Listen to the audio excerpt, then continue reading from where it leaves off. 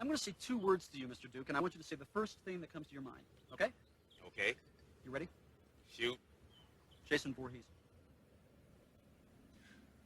Well, that makes me think of a little girl in a pink dress sticking a hot dog through a donut.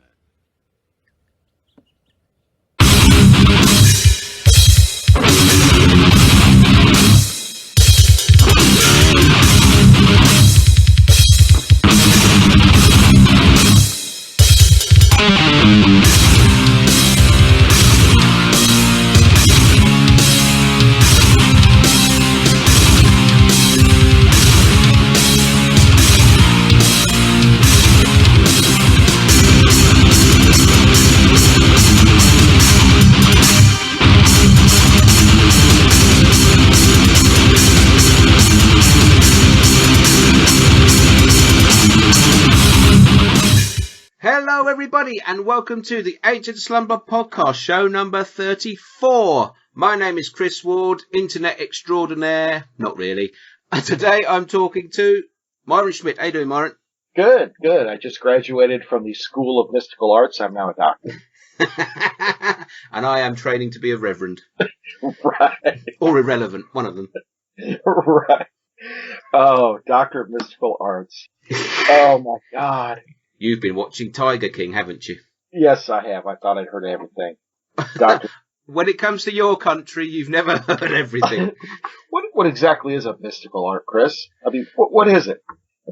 It's like waving your hands around and speaking in tongues. Ho, ho, ho, ho, ho, ho. There you go. You're a doctor of mystical arts. God help me. Oh, it's no wonder we're an embarrassment to the world. I'm just saying. I don't wish to be horrible, but it's not only now you're an embarrassment to the world. It's been going on for quite a while. I know it has. I know. We are just... Oh. Don't worry, we're catching you up. Yes, you are. Yes, the world is in a very strange place. It is. We've got two world leaders that are just complete... I got nothing. Morons, I think, is the word you're looking for. Yes, morons. Yes, and there's probably many more around the world who are catching them up as well. Correct. The problem is Boris should have inhaled Lysol. He would have been fine. He probably has. That's what got... How do he get that hair? He gets it from the same place our president gets his spray tan. Well, at least Boris hasn't gone down that road. God, he would look like an Oompa Loompa, wouldn't he? Yeah. We'd have dueling Oompa Loompas. Oh, dear. Show number 34. What are we doing today? Today we are finishing up Freddy vs. Jason. I mean, the Freddy series. It's the Jason series. We've done Freddy. We did Freddy years ago. Well, we did Jason years ago, to be honest, but we're finishing that off. We are doing the final 4 movies in the Friday the 13th series. Now, what did I just say about Americans being morons about 5 minutes ago? Look at me just holding up that crown. You've just proved it to the world. Right. Well, I say the world, the 3 people that listen to us. Yeah, maybe 4. Maybe 4. We'll get to that later, yes. Yep. So, it's show number 34. This is twice in the same year we've recorded, so we're now officially more prolific than Gore Blimey, which is good. We've put out more shows than him this year. Yeah. Oh, bloody hell. It's been a long time since we've done a proper show. It is. All our little segments that we do. So, yeah, we're going to do the final 4 Friday films. I'll try and say that as a tongue twister again. The final 4 Friday films. One with Freddy. Lots of F's in there. There will be lots of F's as well as we go through this. Yes. It's been 2 years in the making, this show. So, undoubtedly, it won't be as good as the anticipation built it up to be. Right. But never mind. We'll crack on. Yes, we started this in... Did we start this in 2017 or 2018, the Jason stuff? 2018, I think. 2018. Bloody hell. Yeah, no kidding. But now, hey, look, we're back now. We are. Is, like you said, twice in a year. Yeah. Now we just got to increase the frequency to about every 2 or 3 weeks. Every 2 weeks. Every couple of weeks, hopefully. Yeah. Because we got a lot of movies to catch up on. We have. A lot of movies. A lot. Yeah, you'd think with all this spare time we'd be watching more. Well, I've been working, so I don't get that much more spare time. But right, and we've been doing a lot of work in ourselves. So Is your shop still open? no, that's closed. But we do. We're doing like some takeaway sometimes. Ah. We do a lot of like live sales and a lot of website stuff, and we've been making masks and things like that. Oh, cool. Okay. Yeah. So it's a shame you're closed because I had a little challenge for some of our listeners, but I'll come back to that another time. All right. Yeah. Okay. I like the sound of that. Hang on. Do I have to take my pants on or off? Well, that is entirely up to you. Okay. Oh boy. No, when your shop's back up and running, I have a little challenge for our listeners. Okay. Cool. Which may or may not get me into trouble. But there we go. Now I'm in another country. What are you going to do? fly over. Well, yeah. Okay. Yeah. Okay. Yeah. You're right.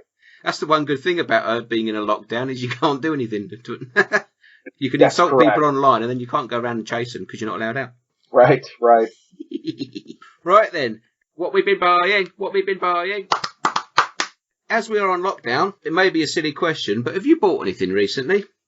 You know, I have only a couple of things. Okay. I mean, it's, when your main source of money is shut off and you're in lockdown, you don't really spend a whole lot. No. I did. I bought, as Chris so eloquently pointed out on our last show, that there's an additional Leprechaun movie, so I went out and bought that. Oh, Leprechaun Returns, yes. Yes. We'll talk about that later. And I bought, Okay. have you heard of the Banana Splits movie? Do you have that over there? I own it, yes. Okay, we'll talk about that as well. I wonder which segment we're going to hear out them in. You probably can guess. I'm sure you can guess. I think so. It does say I paid a $5 for it, and I think I overpaid. Well, yeah, actually, I paid a $5 for Banana Splits movie as well. Oh, did you? I don't know what the exchange rate is at the moment. I think the pound's about the same as the dollar at the moment. So I think so. Did you ever watch Banana Split show as a kid? Or was that just an American one? I don't remember it. I know people that did watch it, but I think I was maybe a year or two too young. Okay, gotcha. Or I don't remember it being on, but I think my sister remembers it, and I know friends of mine have remembered it, so it was on. I didn't know if it was strictly an American show or it made its way across the pond. No, it was definitely shown over here, so I just think I was about a year too young for it. Well, what have you bought? Have you bought anything? I haven't bought that much, but what I did buy one thing which sort of cleared out the old piggy bank a little bit. I bought the new Star Wars 4K box set. Ooh, 27 discs. I am so jealous. I am so jealous. Yeah, I got it. I pre-ordered it when it was first announced, so I got it at a slightly discounted price than what it's going for now. 27 discs of Star Wars. Nice. It is. Well, you say that, but remember some of those discs involve Attack of the Clones, so it's not all good. So did you get, like, the cartoon series and all of that? No. What you get is the 9 main films on 4K. Yep. Then you get the same 9 films on Blu-ray. Okay. And then you get a bonus disc for each film with extras. Wow, that still sounds like a pretty sweet set. It is a very nice set. I've watched the first 5 films going in story order. So I've watched the first 5 films. So me and my son are watching Return of the Jedi tonight, which I'm looking forward to. So far, in 4K, they look pretty damn sweet. Now, do you have a 4K player and a 4K TV, or? Well, yes. Otherwise, I wouldn't be able to watch them. That's kind of what I was asking. Otherwise, it would be pointless me talking about them. Yes, it would be, because you'd just be watching them as we've all seen them. But answer me this. Why do they sell 4K films with a Blu-ray as well? I think what they tried to do is get everybody to buy the 4K discs. They threw a Blu-ray in there. It just seems a bit odd to me that you'd buy the 4K disc, but then your 4K player can play normal Blu-rays anyway, so it's just a bit... I don't know why. I would have said a 4K and maybe a DVD would have been more beneficial. Right. So the I'm trying to think. The one with the Ewoks in it. Return of the Jedi. Yes. At the end, there is a hologram type of image. It shows Obi-Wan Kenobi, a young Darth Vader. Yes. What on the 4K disc? You've not seen it yet, I don't think. But no. Watch tonight. Who are they going to show as Darth Vader? It will be the younger one. God, I hate that. I know. I can't. I wish it made me so mad when they went and re-edited that. I don't know why. It was unjustified. What's even worse is in Return of the Jedi is in the Jabba's palace scene when they've changed the song. What? Have you not seen the special edition where they changed the song? No. And you've got like this Muppet Show blues number going on now. Oh boy. And it's just like, why? Why do you have to fuck with these things? Well, all I can say is if they ever decide to pull a Daryl Hannah on Princess Leia, we may have to storm Disney. I'd like to pull off over Daryl Hannah. No. Yeah, I know what you mean. Yeah. Yeah, right. Yeah, extending her hair. It didn't even look real. Of course not. Oh boy. So yeah, that was my major purchase. Nice. That's awesome. I have also purchased, and I'm waiting for it to come through the post, a Spanish Blu-ray of Amityville 3. Of course you did. Because it's Amityville 3 on Blu-ray and it was cheap. I can't help it. It's a disease. I can't help it. Yeah, you really surprised me. Somebody on Twitter does this pick 4 thing, pick the best movie out of these 4. And I swear to God, you would have picked the Texas Chainsaw Massacre. To be honest, I still haven't come to a decision on that one yet. Really? Okay. I know why you've said that, and yeah, my first instinct would have been, Texas Chainsaw Massacre, but I do love that 76 version of Carrie. And that's a film that I grew up with, and I saw it before I saw Texas Chainsaw Massacre, so there's a... Gotcha, that makes a lot of sense. So yeah, I'm still undecided. There's a few of that. Is it Tommy Doyle who puts them out?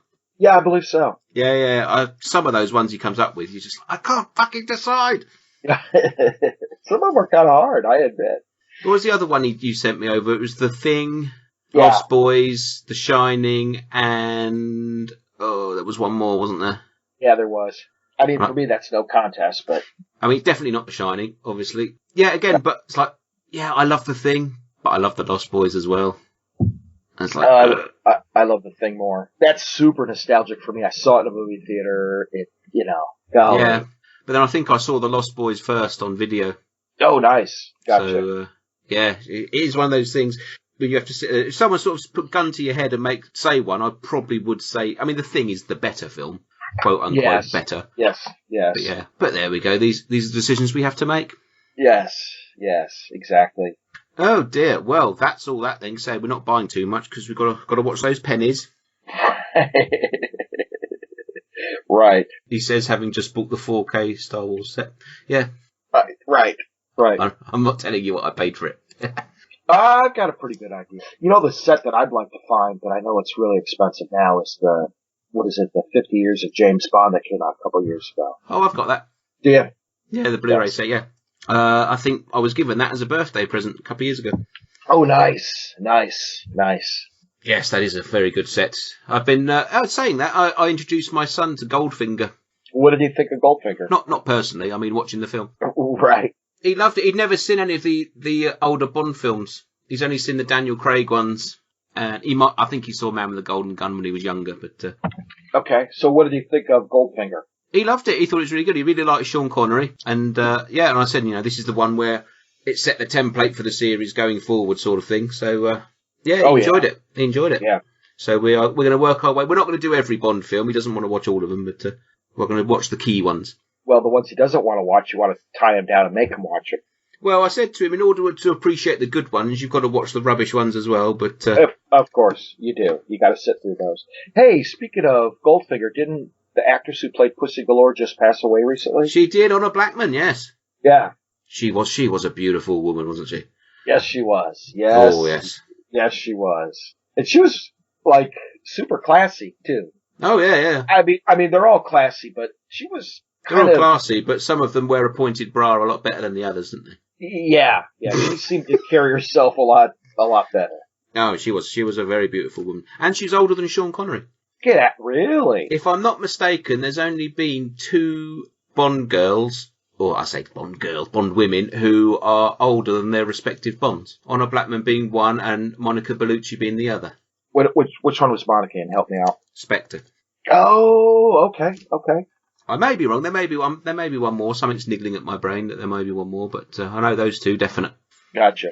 Well, the other big news over here in terms of movies is Fandango purchased Vudu. Okay. It probably doesn't mean anything to you, but Vudu was owned by Walmart, and yes. it was fast becoming, one of the premier, digital sites for movies, and Fandango bought them. So. Oh, I've never heard of Fandango. I've got a Voodoo account. Yeah, I do too. I love it. Yeah, I did some little bit of computer trickery so I can watch certain things when I need to. Look at you. Look at you getting all. So you somehow tricked the computer to think you're somewhere else. Huh? I cannot confirm or deny any of this. Gotcha. No, I bought a box set, and it was an American box set, but it played over here on Blu-ray, and it had some digital copies. But you can't, because it's an American, you couldn't watch the digital copies over here. Right. But if you trick the computer into thinking that you're in America, then you can. Okay, nice. That type of thing. So yeah, I had to open a Voodoo account for that. But this is all hypothetical. Absolutely, yeah. If I were to do anything like that, then that's the way I would do it, obviously. Like OJ, right. If I did do it.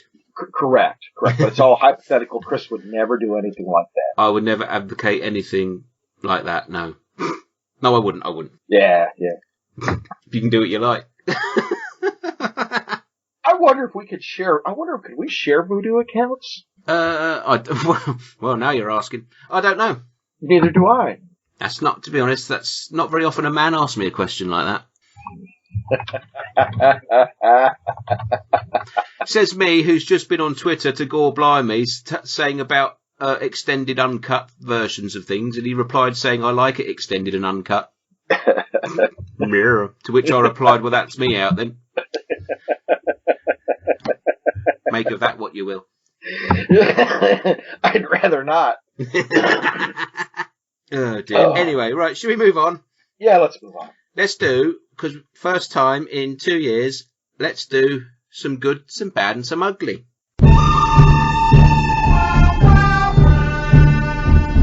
Right then. All right. Have you got something good you want to tell us about? I do. I watched a horror comedy, and it's called Satanic Panic. Have you seen it? I have not. I really, really enjoyed it. I like a good horror comedy. It's kind of, it's a lot like, Deathgasm. Yeah. And the movie I think it's called Babysitter, or The Babysitter. The Babysitter, yes. Yeah, it's on Netflix. But this is just, it is over the top, the group of suburban rich people try and, bring a, demon into the world. It's funny. It's smartly shot. It's good. It got good acting. Yeah. I didn't know what to expect. I actually had no expectation of it. I'd heard it was good. I didn't know anything about it, and I just put it on and went, oh, this is going to be a comedy. This is going to be funny. And it turned out to be really good. Cool. I did have it pre-ordered from Arrow Video, and then when it came for release date, they were suddenly out of stock. And then about 2 months later, they were still out of stock, and I kept emailing them, when's it come, oh, it's out, so I just cancelled the order in the end. Really? I wonder what happened. I have no idea, but it's one I'll pick up. It's on my list to pick up when it's in the next Arrow Video sale. Gotcha. I will get to it, yeah. Yeah, I think you'll like it. I don't know, I still think my favorite horror comedy is Tucker and Dale versus Evil. Oh, that is a good one. I don't know why, to me it's funny, but... That may get a mention later on, Really? Yeah. All right. I wait. But anyway, Satanic Panic, if you haven't checked it out, it's smart, funny, good, bloody horror comedy. And it made you laugh, did it? It made me laugh. Ah, well, that's good then. A lot of horror comedies don't make me laugh. Just think, why? That's correct. Or make you laugh and you're like, I don't know why I'm laughing. Yeah, I'm not laughing for the right reasons. Correct. Okay. Right, my good, in the section we call Good, Bad and Ugly, is from 1966, and it is called The Good, the Bad and the Ugly. Really? So you've gone down the spaghetti western rabbit hole, huh? I'd never, ever seen it before. Rick Chris. Seriously? I know. I'm a big Clint Eastwood fan, and I've seen all the other spaghetti westerns, and I've never seen this one. I've owned it for about 6 years on DVD. It's just been in the drawer. And every time I've sort of gone to look at it, I've looked at the running time. It's like 3 hours long, and I've just thought, nah, can't do a 3-hour western. I know, right? And then the other day I thought, fuck it, I'm going to put it on, and I sat and watched it, and I fucking loved it. Why didn't I watch it sooner? Why didn't you? Well, because I'm an idiot. Well, yes. So We mean is yes. it like, what is it? Is it a 4? You caught that, huh? Is it a 4 or 5 star for you? It was a 4.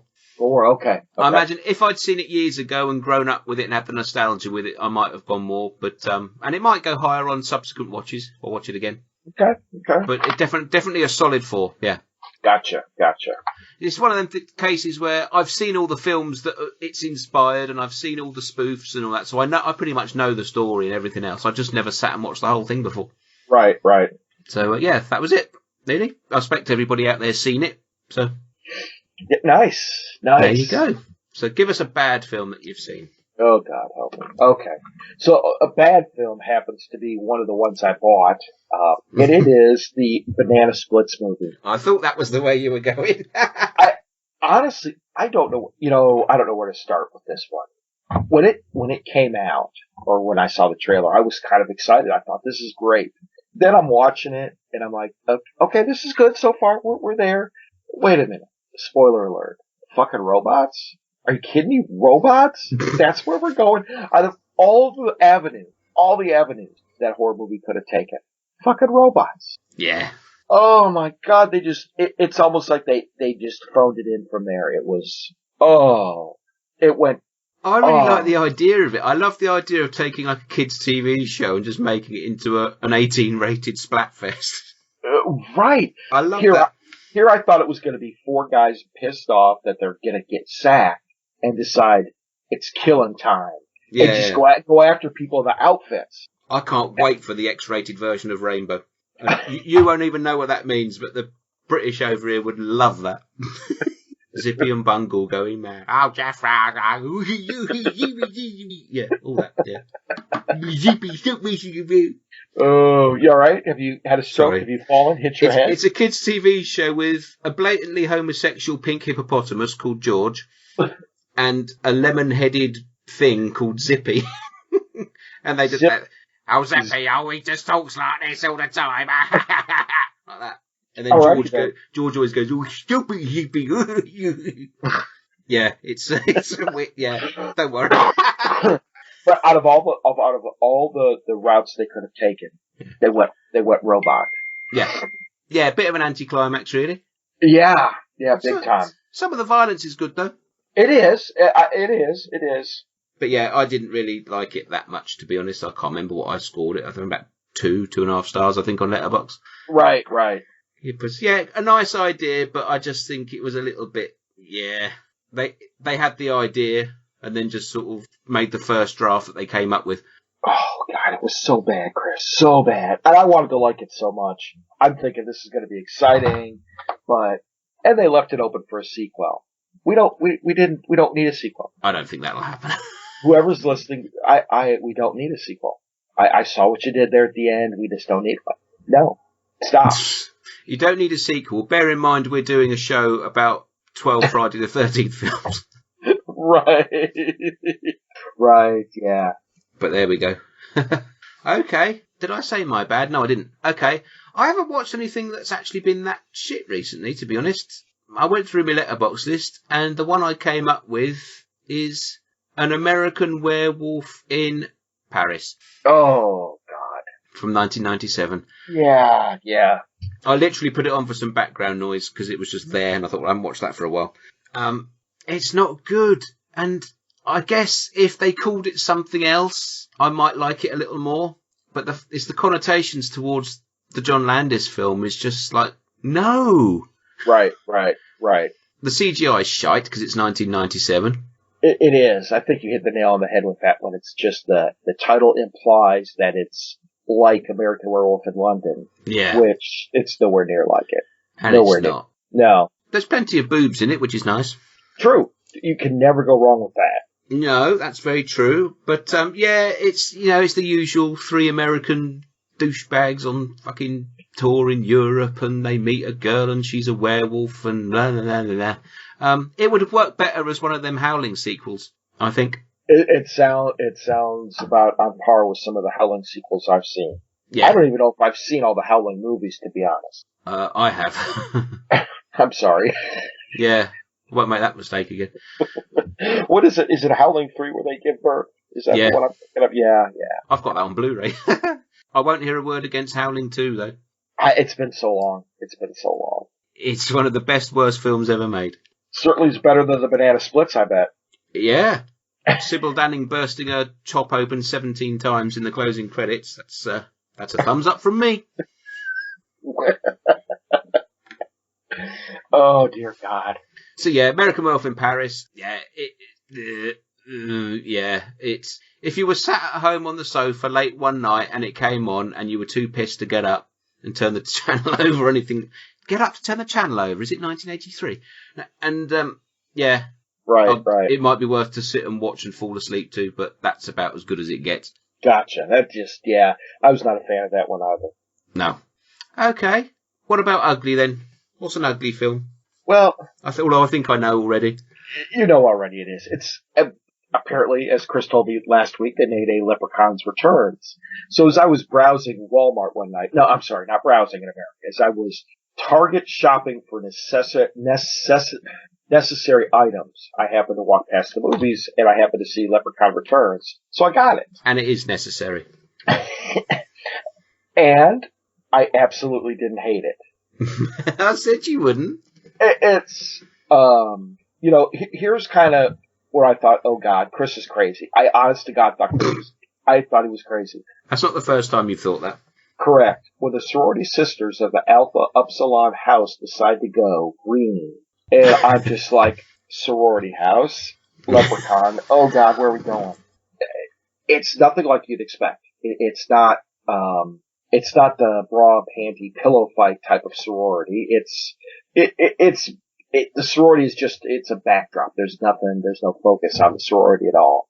It's actually pretty good. I gave it a 3 out of 5. But it's not bad. I didn't write down his name, but they had one of the old characters from the first movie there. Yeah, the big guy. I can't remember his name. Yeah. And, I'm like, oh, and that's what turned me. Right away when I saw him, I went, oh, they got the original guy. This is going to be awesome. And, of course, the leprechaun pops out of his stomach and they make some excuse, but this is far and away better than Origins. Far and away. The leprechaun, the makeup was way better. Sorry, Mr. Hornswoggle, but you kind of sucked as the leprechaun.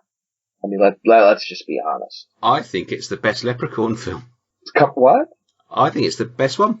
Get the fuck out of town. Come on, Chris. Seriously? Yeah, I think it's the best one. It's the most entertaining.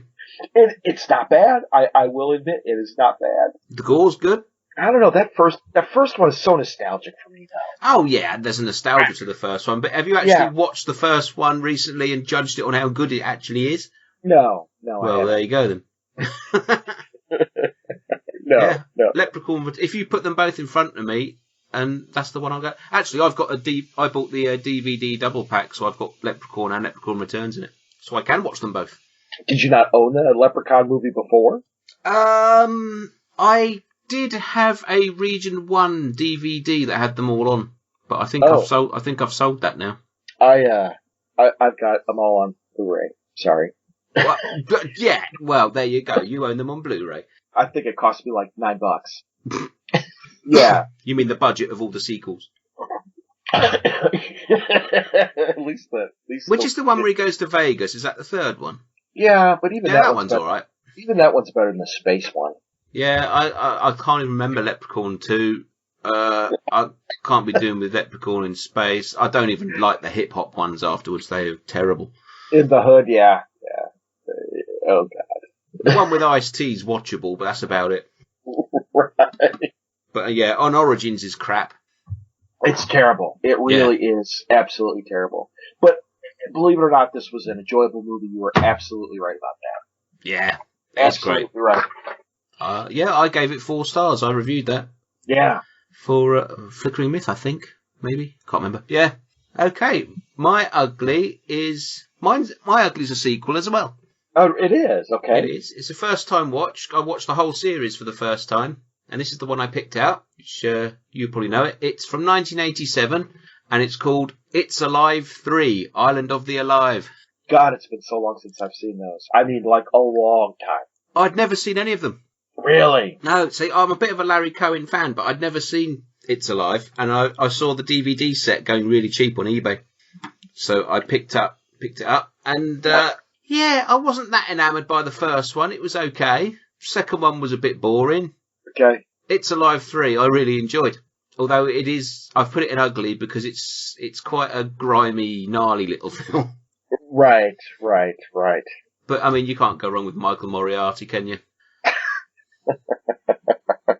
Larry Cohen directing, Michael Moriarty starring, and some weird mutant babies.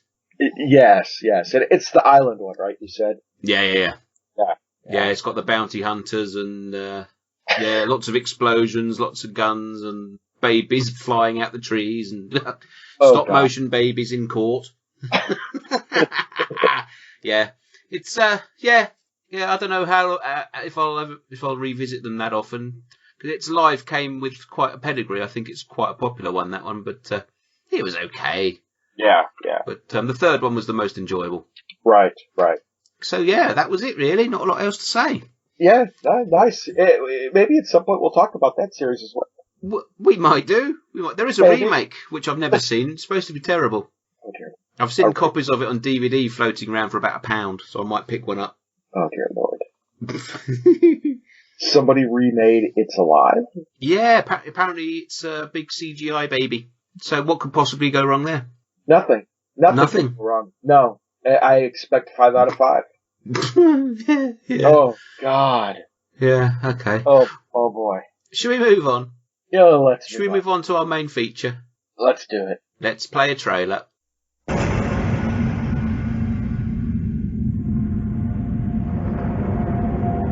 Horror has many faces. Death wears many different masks.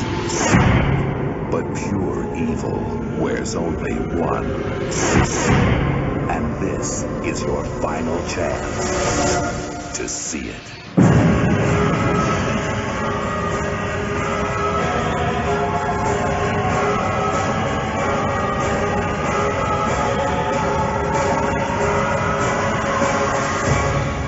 Jason Goes to Hell. The Final Friday.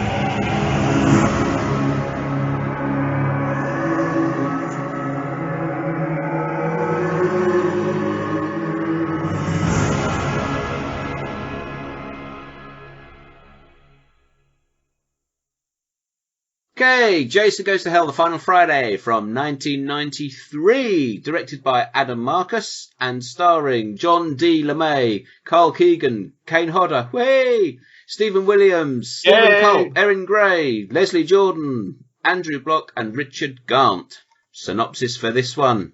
Serial killer Jason Voorhees' supernatural origins are revealed. Very short and sweet synopsis there. And was it really necessary? No. I want to add, I'm not entirely sure the whole movie was necessary, but okay. All right, let's just confirm this now. Which cut of the film did you watch for this review? There are two different cuts. Okay. I do not know which cut I watched. My Blu-rays and DVDs are kind of in storage at the moment, so I may or may not have gone online and watched it. Okay. In the version you watched, you know the sex scene in the tent? Yes. Did you actually see the girl on top get ripped in half with the machete and the two halves sort of... No, that's the theatrical cut you watched it. Great. Okay. I watched the theatrical cut as well.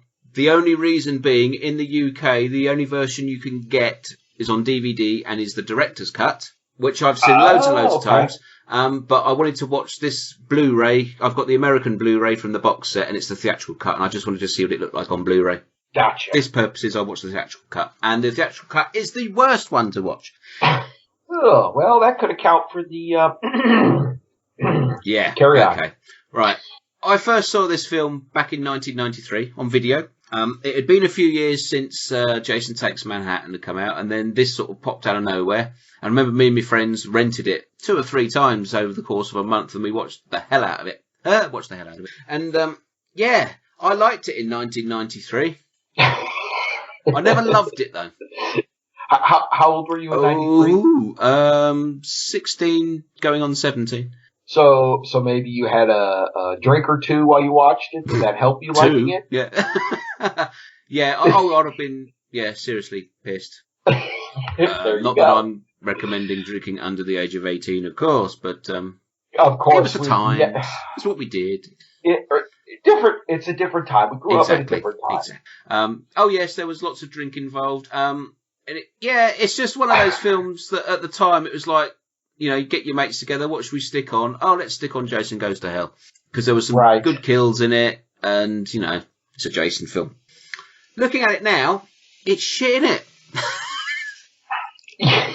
It's fucking terrible. This is a bad film. It's worth noting that when this film was made, Paramount lost the rights to Jason, and it went to New Line Cinema, which is why it's not called Friday the 13th. Friday the 13th, the name is still owned by Paramount, but New Line bought the rights to the Jason character. But you always get, I don't know about you, but it's like whenever I see the Lionsgate opening or the New Line Cinema, I always get a little bit excited. I'm like, ooh, this could be good. Yeah, it's that familiarity. It's like you set up to watch early 70s Chuck Norris and that Canon logo comes up and you're like, I'm about to be just overwashed with nostalgia and a bunch of stupid action movies I will watch love. anything with a Canon logo on it. I'm a sucker for it. Absolutely, yes. Oh, yeah. If this had the Canon logo at the front of it, I'd probably... But it hasn't.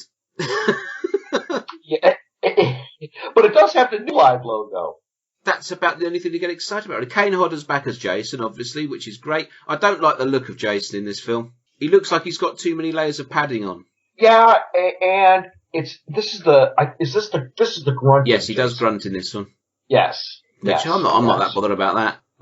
Yeah, you're not, but it's odd having watched all the other movies. For continuity's sake, yeah. Yeah. The only one who makes any noise was Freddy Krueger. Michael Myers never made noise, and Jason. He did in Rob Zombie's Halloween too. Oh, that's right. I actually right. quite like Michael Myers doing that. I just think it made it more brutal. But then that wasn't the supernatural Michael Myers so much, was it? So. Yeah, no, that wasn't really. Yeah, no, you're right. Anyway. It was part 5 of the no pooping Michael Myers. He hasn't had a shit for a year. No wonder he was grunting. Yeah.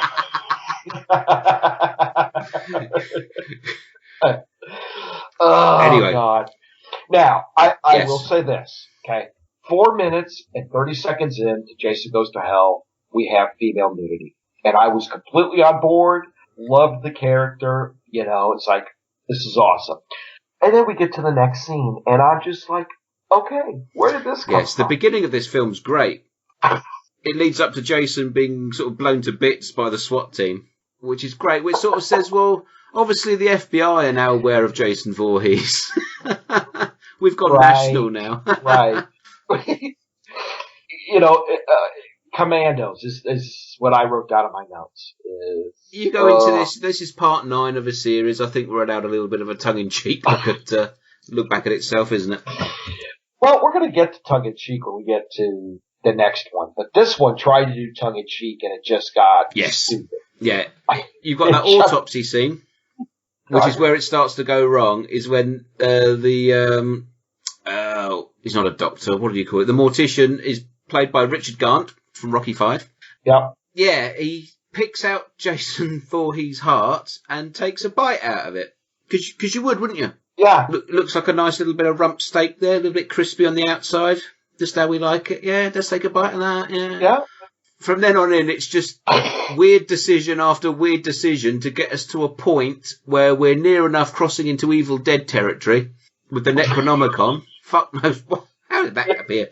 And and you notice they had their Necronomicon in there. There was a skin book. There was. And then we get the giant sort of Muppet's hands come out the floor.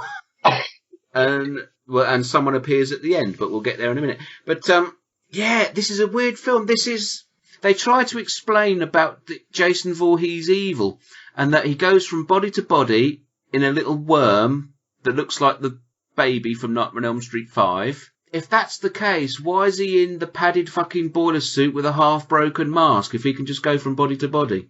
It's not like he's going to blend in, is it? Right. It's that black tongue thing that gives it away. And then, of course, we got to work it into morph into Jason at some point to get Kane Hodder. Well, Kane Hodder was in the picture anyway because he was the security guard in the mortuary. Well, that's true. In a nice little cameo. I did actually quite like that bit. I thought that was pretty cool.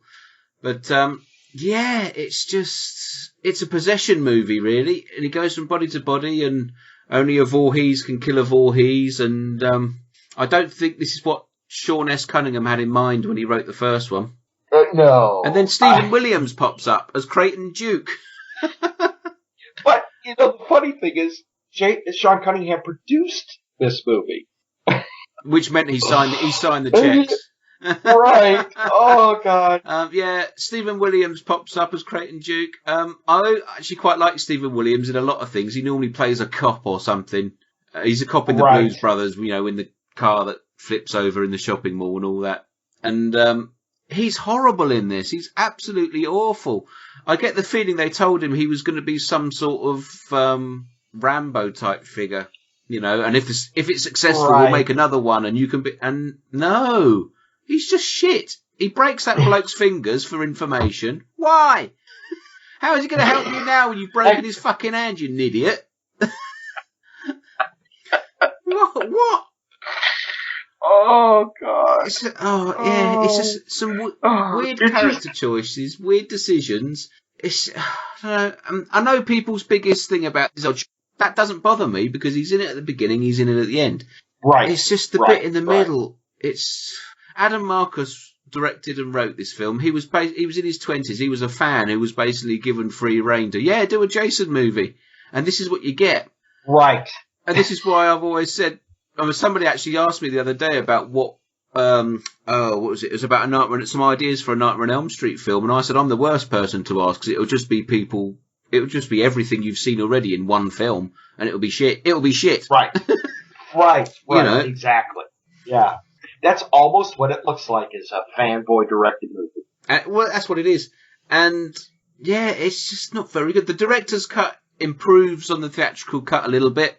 There's some extra bits of dialogue. The sex scene is massively improved. I do love that sex scene in the tent. If you watch the director's cut, it's a lot better.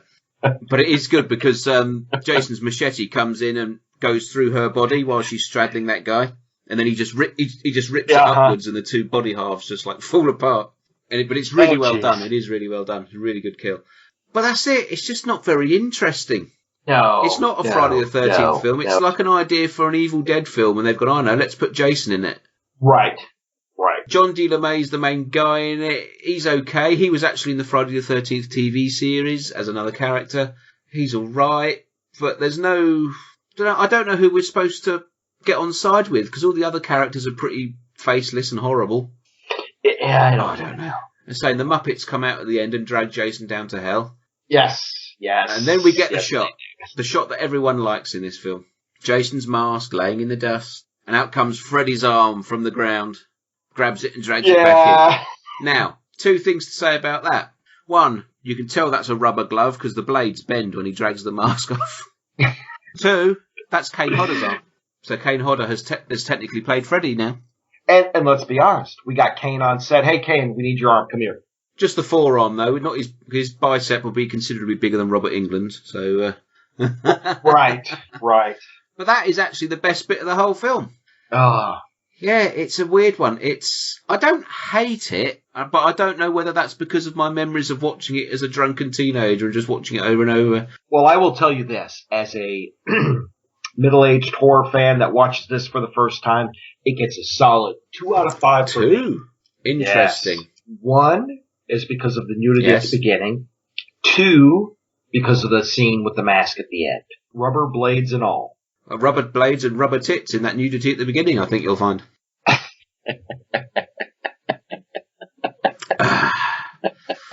It's a curse, I'll tell you. I can just spot these things.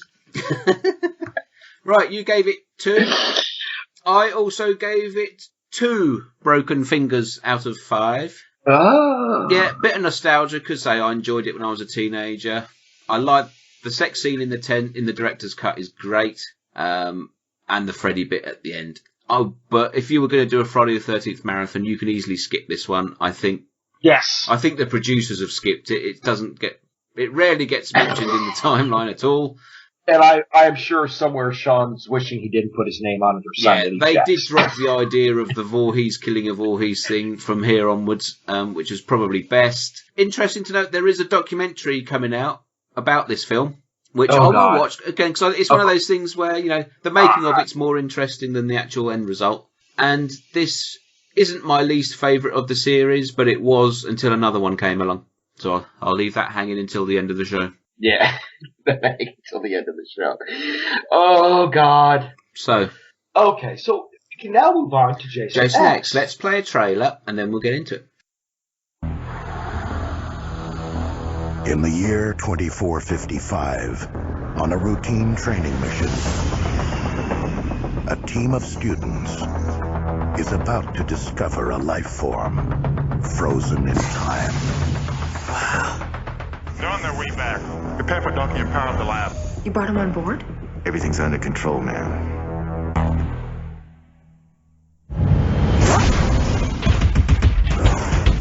What the hell is going on? Jason Voorhees, that's what's going on. He's an unstoppable killing machine. Guys, it's okay. He just wanted his machete back. How do we get off the ship? I don't know. Look, we're gonna be all right. What? Are you high? Uh-oh. He's here. You have got to get them out of there. Hey, Slappy! I think we're finally okay. What the hell is that? You've got to be kidding me. Oh, wow. It's been modified. Oh, you think? You guys might want to run.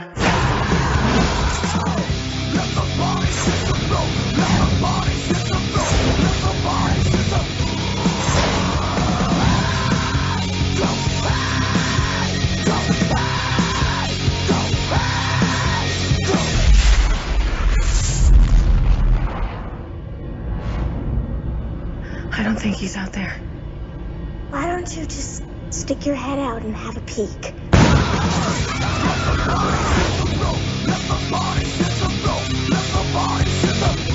Jason X, 2001, directed by James Isaac, starring Kane Hodder, woo, woo, Jeff Geddes, David Cronenberg, bloody hell, Lisa Ryder, Chuck Campbell, Marcus Perillo, and Jonathan Potts, and Todd Farmer, and Peter Mensa. That'll do. Jason Voorhees returns with a new look, a new machete, and the same murderous attitude as he is awakened on a spaceship in the 25th century. Okay, now that sounds good, doesn't it? Oh, God. Had you seen this before? Never. This is your first watch. Right. Hit me with it. Go on then. Okay. So, I don't even know where to start. Where do I start? Somehow preserving a serial killer who has remarkable cell generation is a good idea. I don't know whence that came. Well, so we can learn from it. Oh, jeez. And, oh, God. And then it jumps into the future. But as the movie goes on, you start to realize, hey, wait a minute. They're actually making fun of themselves. This is not bad. This is absolutely so stupid, it's starting to get good. And then at the end, where Jason has like this cyborg look, you're just like, they have gone off the rails, and I love every minute of it. It is so stupid. Oh, you just want your machete back. That's good. Yeah. It's so, like Alex tweeted me this morning that he likes it because it's so tongue-in-cheek, and I have to agree with him. Yeah, Alex, I do. It is absolutely tongue-in-cheek, and it adds to the enjoyment that they are so making fun of themselves, so just gone off the rails, it's not even funny. Well, no, it's supposed to be funny, isn't it? They don't take themselves seriously. So you like it then? Yes, okay. I do. Believe it or not, I actually liked it. All right. It's so off kilter, so stupid, so absolutely ridiculous. It's good. All right. I mean, it's just it's the cyborg Jason It's almost pure genius. Almost. Okay. Right. I saw this, not when it came out. I think it was probably about a year later. Hang on 1 second. And the fact that they call, where are the doctor's kids? Where are the doctor's kids? Where the, and it's almost like this doctor guy is a cult leader with all these little young teenagers that, I think pervert's the word. Yeah. Oh my God, the nipple twisting scene. I just couldn't. I mean, I was dying. I was dying. He's wearing that lovely purple necklace. Jesus, you know what? It took me back to what is it, the second or third Friday, or Nightmare on Elm Street. with the homoerotic BDSM. Oh, scene. Elm Street 2, yeah. God, oh, Jesus, sweet baby Jesus, that was funny. Okay, right. You alright? You calm down now? You passed! Oh, yes. Okay. Yes, I've regained my composure. Right. I saw this in about 2003, I think. I didn't see it when it came out. I think... When did it come out? Yeah, I just wasn't in a situation to go to the cinema or anything then. I think that was when I was didn't have a lot of money and every penny went into maintaining the house. So I saw it a couple of years later. I remember took some videos into town to trade them in, and the shop had this on the shelf DVD, which was a new thing then, and so I picked it up then. So I saw it in about 2003. I didn't like it the first time I saw it. I had a real problem with it. I thought it was the same thing of when I first saw Scream. I just thought, they're taking the piss here. Yes, they are. Yeah, well, that's it. I didn't like it. I thought, they're taking the piss, and I don't like that. This is Jason. This is my thing. This is serious, I thought it was that whole postmodern, let's laugh at ourselves, blah, blah, blah. I did like the fact that if you're going to keep a serial killer in cryogenics, I'd want David Cronenberg to be in charge of it. He's really what you want, isn't it? Yeah, he's really the guy you want in charge of this. Yes. So I watched it, didn't like it, but kept it on the shelf because it's part of the collection. And I still have the disc behind me right now. I've watched it a few times since then, probably about 3 or 4 times. And my opinion on it changes with every watch. Second time I watched it, I put it on and I loved it. I thought it was fantastic. I come to terms with the fact, yes, they're taking the piss now. Right.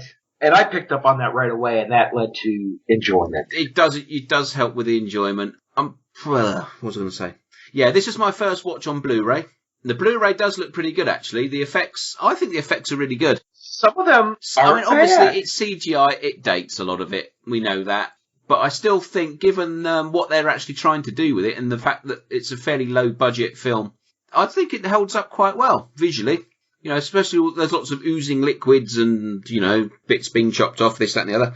I still think it looks pretty good. The guy with the arm thing. Oh, yeah, with the holodeck thing. You forgot your arm. Yeah.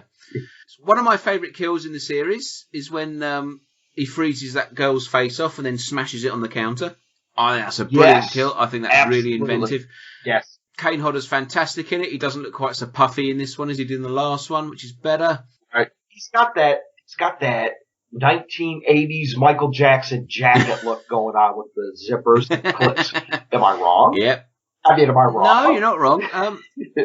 But I think there's a bit in here which I think sums up Kane Hodder's Jason, is when he's, at the beginning actually, when he's hung up and tied up, and the camera just closes in on his face. And it's the look in his eye. You can only see his eyes, but it's just, there's a look of sadness about Jason, but at the same time, there's a madness in there as well. And I think Kane Hodder just does it brilliantly. Gives Jason so much character, a lot more than most of the other Jasons. Like I said, looking at it on Blu-ray now, it looks fantastic. I will say, I think I enjoyed it slightly less than the last time I watched it, which was probably about 5 years ago. Okay.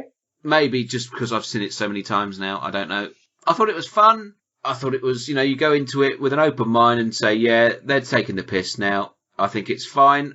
I just think I don't know. I didn't quite enjoy it as much as I have done on previous watches. And I don't really know why. So, yeah. But I still like it. I do still like it. I got you. Yeah. What did you score it? I gave it a 3 out of 5. Well, funnily enough, I gave it 3 clamp nipples out of 5 as well. I have given it a 3.5 in the past on Letterboxd. You passed! Oh, I won't be able to do any exams now without hearing that. I know, right? You go in on Monday. You have to take your safety training on the computer. Exactly. There's Chris in the corner. I passed. Get the clamps out. Oh God, that'll really get you in trouble. I don't need any more trouble. Oh, sweet exactly. baby. Yeah. So we both gave it. Well, that's 2 for 2. We're both doing the same here. All right. It's one of those. I'll probably watch it again in a couple of years' time, and I'll probably love it again. It's one of them. Just on this watch, I was just like, don't know. But I still like it. I still think it's a good film. It's a standalone. I don't sort of put it in the continuity of the series or anything like that. Oh God, no. This is somebody with a sense of humor that just took the piss right out of it and made a funny movie to watch. And it's worth saying this was made purely because they couldn't get the go-ahead on Freddy vs. Jason yet, and so Sean S. Cunningham wanted to get another Jason film made. And this is what they come up with. It's absolutely fine. Again, it's a Friday night beer and pizza film. Stick it on. Have a laugh. Sure. Absolutely. Yeah. Cool. Okay. Should we move on? Yes. Which one are we going to do next? We're going to go in release date order, or are we going to go in... We're going release date order. So the next one is Freddy vs. Jason. Yes. Ooh, let's play a trailer.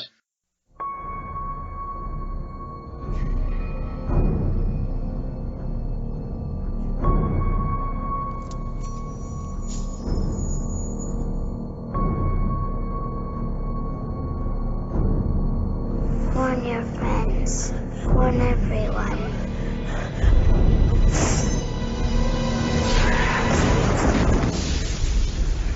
Welcome to my nightmare. We're not safe awake or asleep.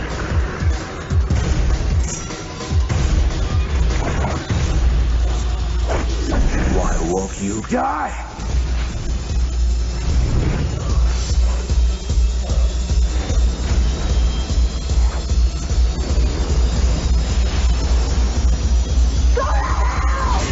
Freddy versus Jason. Place your bets.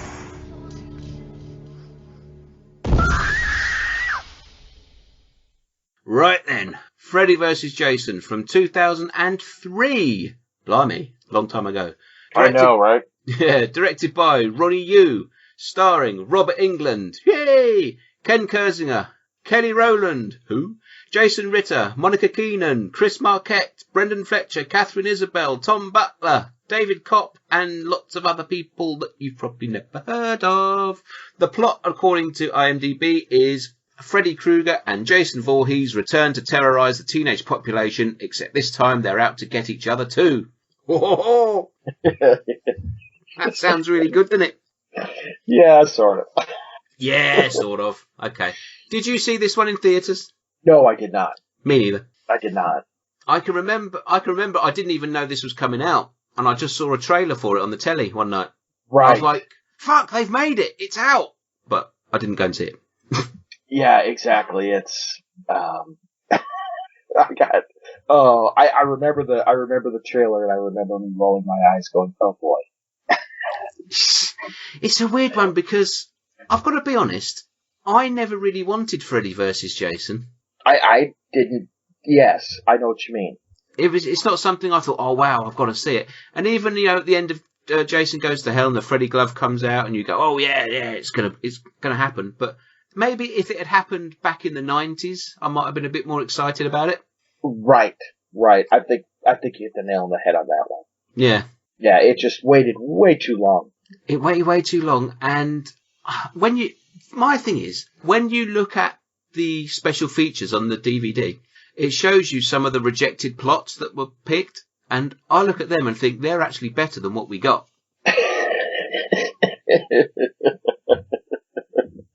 There's a really good plot line that they put in about a cult of Freddy worshippers called Fredheads. And I know that one's been around for years, since back from the old Elm Street series, but they were going to do it again for Freddy vs. Jason.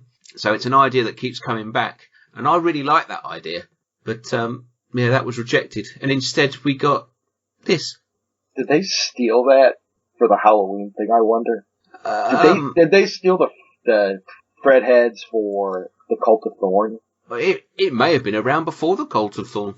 That's what I'm saying. Yeah, I don't know. Well, are you suggesting that the slasher franchises steal from each other? No, Chris, no. That'll never happen. Never suggest that. Okay. But what we do get Robert Englund as Freddy Krueger. Yep. Which is obviously good. Yes. What isn't so good is we get Ken Kersinger as Jason. Uh-huh. Now, this is nothing against Ken Kersinger. I think he's fine. But if this had been Kane Hodder... Interesting. Yeah. And again, Ken was fine. I thought he did a good job as Freddy, but yeah, it would have been interesting with Kane. He did an even better job as Jason, didn't he? Yeah. Why do you think they didn't get Kane? Was Kane getting up in age? Did he not want to do it? What do you think? Apparently he was up to do it. He had the script. He was all up for doing it, and it was Ronnie Yu, the director, who at the last minute said no, he didn't want him. And Ronnie Yu has said he wanted an actor who was taller to make Freddy look smaller. And if you look at the stats between Ken Kersinger and Kane Hodder, there's only about 1.5 inches between them, height-wise. Yeah, they're both large, imposing figures. Yeah. So, I don't know. I think it was personally, I think it was a bit of a mistake. I think you should have had Kane Hodder do it, but it sort of ties into my gripe with this film. And to be honest, I don't have that many gripes with it. I do quite like it. But Jason in this, they seem to have gone with the cartoonish perception of Jason. Yes. Rather than how he was in the last few films. I agree. Yeah. And I think if Freddy vs. Jason works best if you don't associate it with the franchises that it comes from. I could see that. I absolutely could see that. And I know at the beginning they flash back through the old Elm Streets and you see some of the kills from the old films. And obviously because it's Robert Englund, it all ties in. Yeah, if you just view this as its own thing, because you get the backstory for Jason, you sort of get Freddy's backstory and exposition. Oh yeah, for sure. And my son has seen this before he saw any of the other Freddy or Jason films, and he sort of got what was going on. So I think, on that respect, yeah, you can divorce it from its respective franchises, and it works. Right. But by divorcing it from what's gone before, you say you've made them this sort of cartoonish versions of them. I mean, Freddy was cartoonish anyway at the end of the series, and he's actually reined it in as he was from the Dream Child. Yes. I put this is more in line with Nightmare on Elm Street 3, Nightmare on Elm Street 4, Freddy. Uh-huh. Certainly not the later ones. No. Agreed. And, but yeah, Jason to me, it just doesn't seem to quite work. Yeah, no, it doesn't. I think it's kind of a idiotic cartoonish thing. Like, for example, you have, Jason in flames in the cornfield in the rave scene. And you're just like, okay, all right. To be honest, I was about to say to you, that's the one scene I really like. Really? But I could see that. The imagery. I like the imagery of Jason in flames walking through that field. Okay. All right, I get what you're saying. Yeah, the kids dancing and they're going up to him and calling him names and this, that, and the other. He gets the head and twists it round and all that sort of stuff. Yeah, I get that. Yeah. But if you just pause the image of him walking through the field when he's on flames, I think that looks brilliant. Now that I can agree with. And we've all been to cornfield raves, right? Right, Chris? Right? Yeah. Yeah, sure. But yeah, it's everything else with that scene. You're right though. The one clip and image of him walking on fire is pretty cool. Yeah. I absolutely. But it's the stupidity around him that's just like, oh boy, here we go again.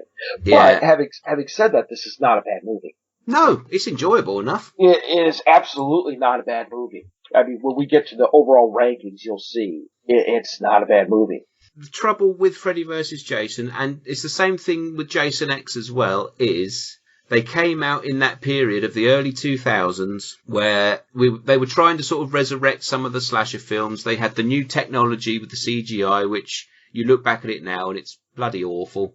And yeah, it's 2000, early 2000s, isn't it?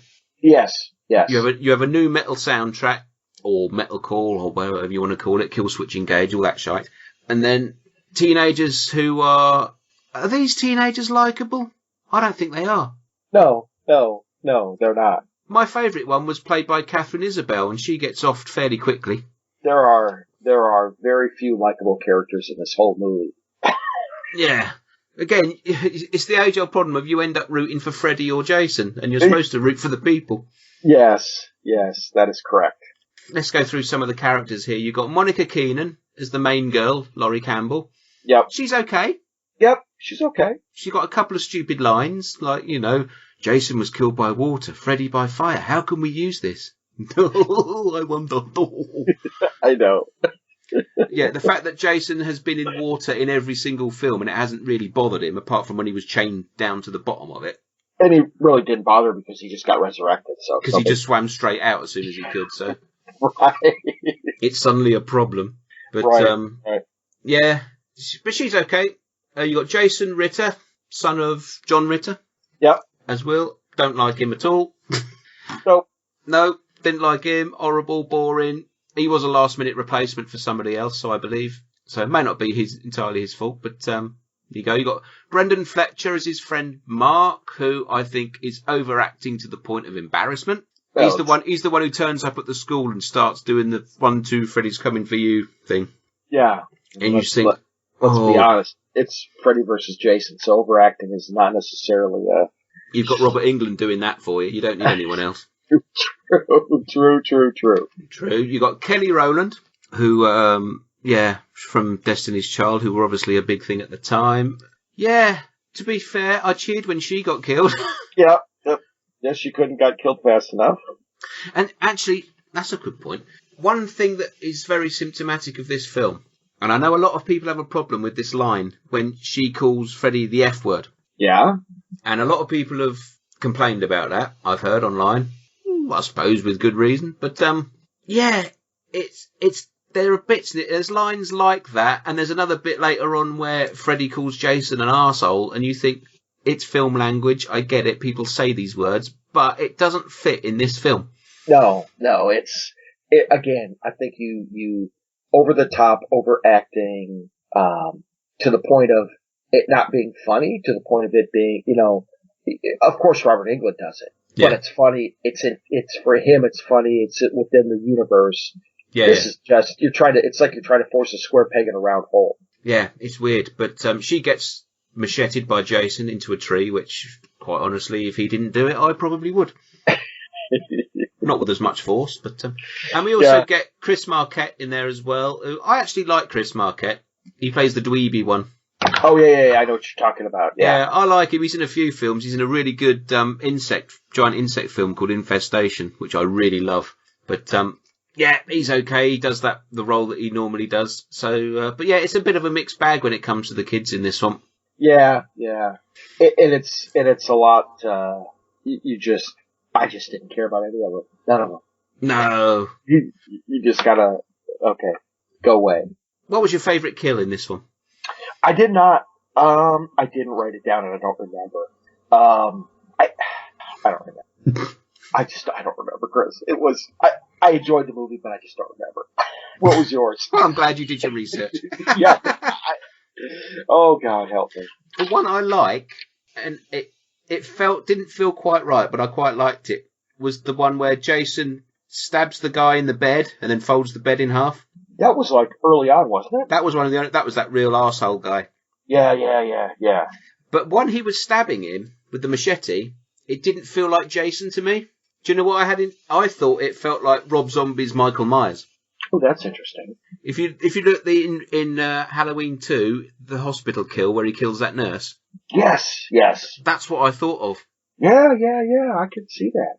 Yeah. I absolutely could see that. Yeah. But Jason, I've always thought of, he's like a one stab and then it's over, isn't it? He stabs them once and they die, or he swings the machete once and they die.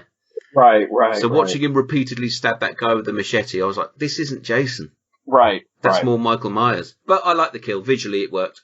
I'm looking over some of the notes I wrote before I gave up writing notes. You wrote notes? I did. I got to read you one note that I find a little bit funny. Go on then. So it's so ... Freddy wakes up Jason. Kind of makes me yearn for radioactive dog piss. I'm just saying. You know, at least with that, was it Nightmare on Elm Street? Was it 3? 4. 4. At least they got super creative with radioactive dog piss. Yeah. That's awesome. It's a weird one because like you're restricted to both of the characters' mythologies, and yet at certain elements they do go completely fantastical. Yes. Freddy wakes up Jason. One of the characters smokes a joint and sees a caterpillar. Yes. In some very horrible CGI. Yeah. It has to be Freddy Krueger. You know, it's just, oh boy. But for all of its faults, it's still an entertaining film. I'm telling you, I got the rankings. You know, I pulled out the rankings. I did. I had the rankings, but then I found out it was just a fold in my trousers. Hey! I actually, when I put everything together, you're going to be surprised at some of my listings. Okay. I rank this one pretty high for enjoyability. It was a fun movie. Okay, well, I don't need to know your ranking just yet, but I do need to know what score you gave it out of 5. 3.5. Okay, 3.5 winking Freddy heads out of 5. Yes. I found it interesting, and we didn't really comment on it, that Sean Cunningham produced it. Well, yeah, it's a sort of co-production. New Line are involved, because obviously they own the rights to the characters. Right. But yeah, Sean Cunningham was involved, yes. Yep. Which is, I found kind of interesting, but yeah. Well, it makes money, of course he's involved. Chris. Oh, come on. I mean, he's a producer. That's what producers do. They have to make money. It doesn't make him a bad person. No, it does not. He's a businessman.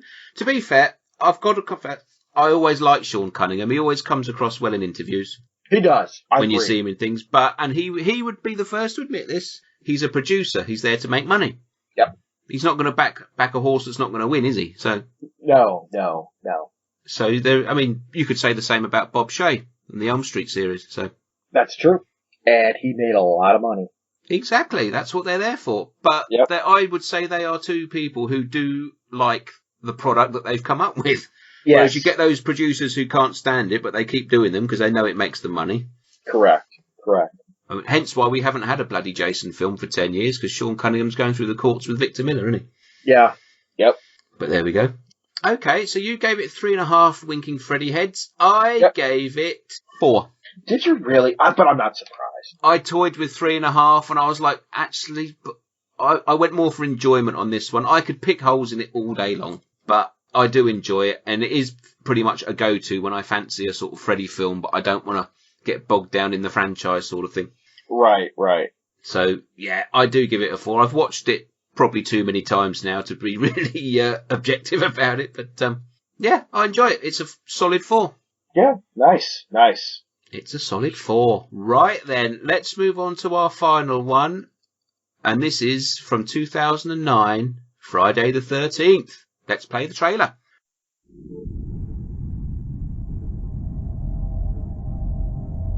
Did you know a young boy drowned here? He was my son. And today is his birthday. Yeah, baby! You won't believe my parents' cabin. Here we are. Pretty nice, huh? All right, you ready? Let's do it!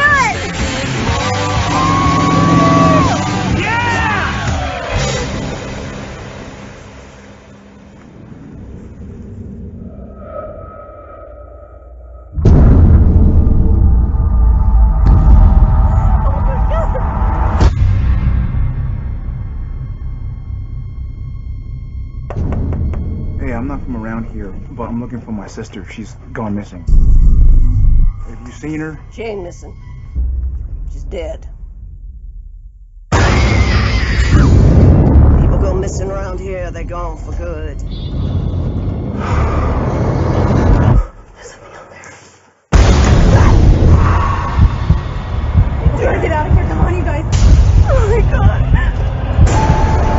place is called Camp Crystal Lake.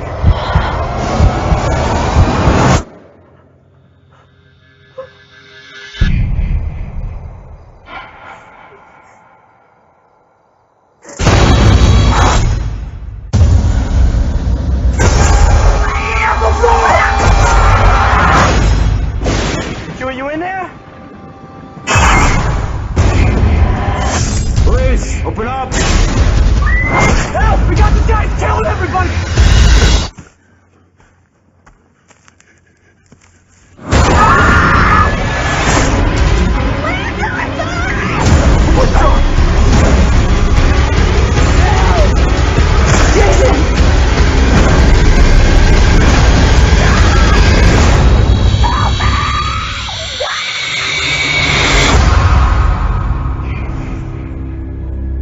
His name was Jason, and today is his birthday.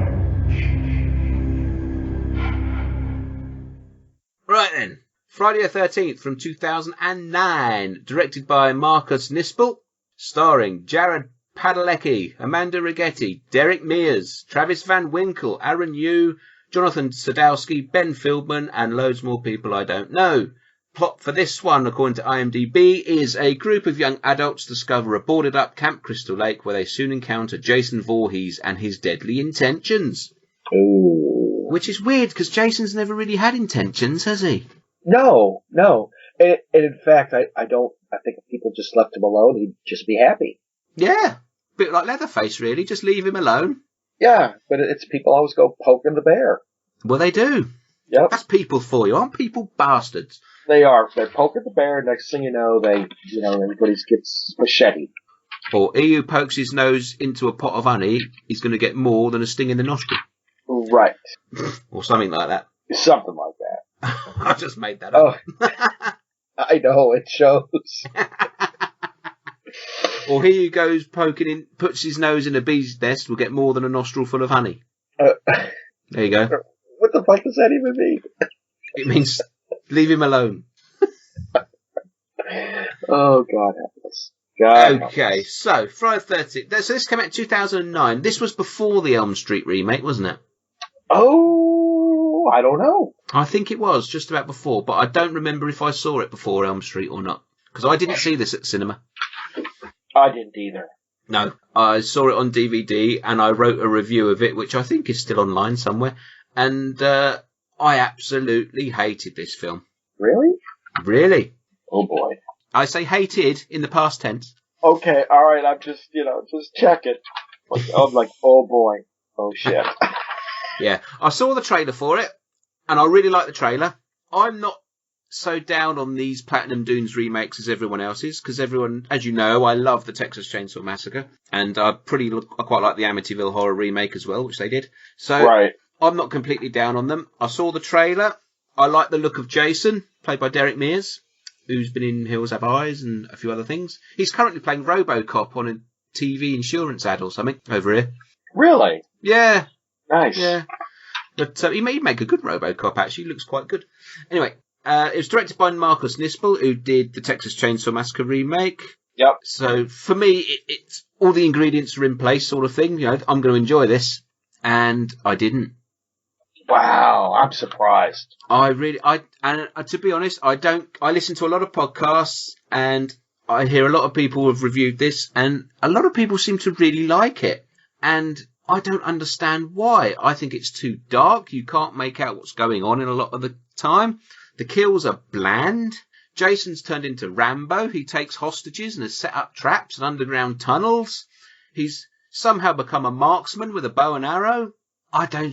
It just doesn't play well for me at all. They cram in the first 4 Friday the 13th into the first 20 minutes. You can't remake Friday the 13th because Jason has become part of the pop culture now. And correct. Jason is not in Friday the 13th in the original. Correct. So you can't remake that. You can't remake part 2 because, again, he's not the iconic Jason. He hasn't got the mask and the machete. So you can't remake that. So you've got to cram all of those into a story where Jason quickly gets a mask and a machete. Yes. You know, it's like remaking Superman and just cramming in the Clark Kent stuff and the Krypton stuff in the first 5 minutes just to get his cape on, you know. I get that. Yeah.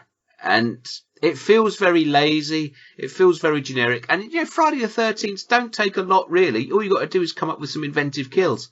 And it just doesn't work. And I've watched this a good half a dozen times in the past 10 years. Because every time I think I'll like it more. I'll like it more. And I'm going to be honest. I've watched it twice in the past year for when we were going to record before, which we didn't, and then for this time. I'm adding half a star onto my original 1-star rating. Wow.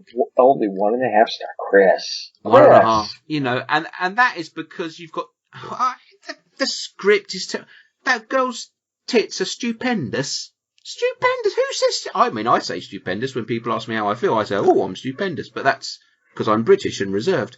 And he says she's got perfect nipple placement. Well, where do you want them? Where are they supposed to be? Yeah, but that's part that that's part of his character. We all know a douchebag like that. We all do. We all know him, and we all cheer. He's my favourite character, isn't it? Oh, come on, really? I actually, if you watch the special features and all that, Travis Van Winkle, the guy who plays him, he seems to know exactly what he's doing. He's just laughing the whole time. Of course he is. And I don't mind him. I've seen him in a couple of things, and I quite like him. He's like a poor man's Tom Cruise, as far as I'm concerned. Oh, God. Or he wants to be, without the action bits, as Tom Cruise was in his early years, you know. And, yeah, but this, it just... Nobody says that. I don't care how much of an arsehole you are.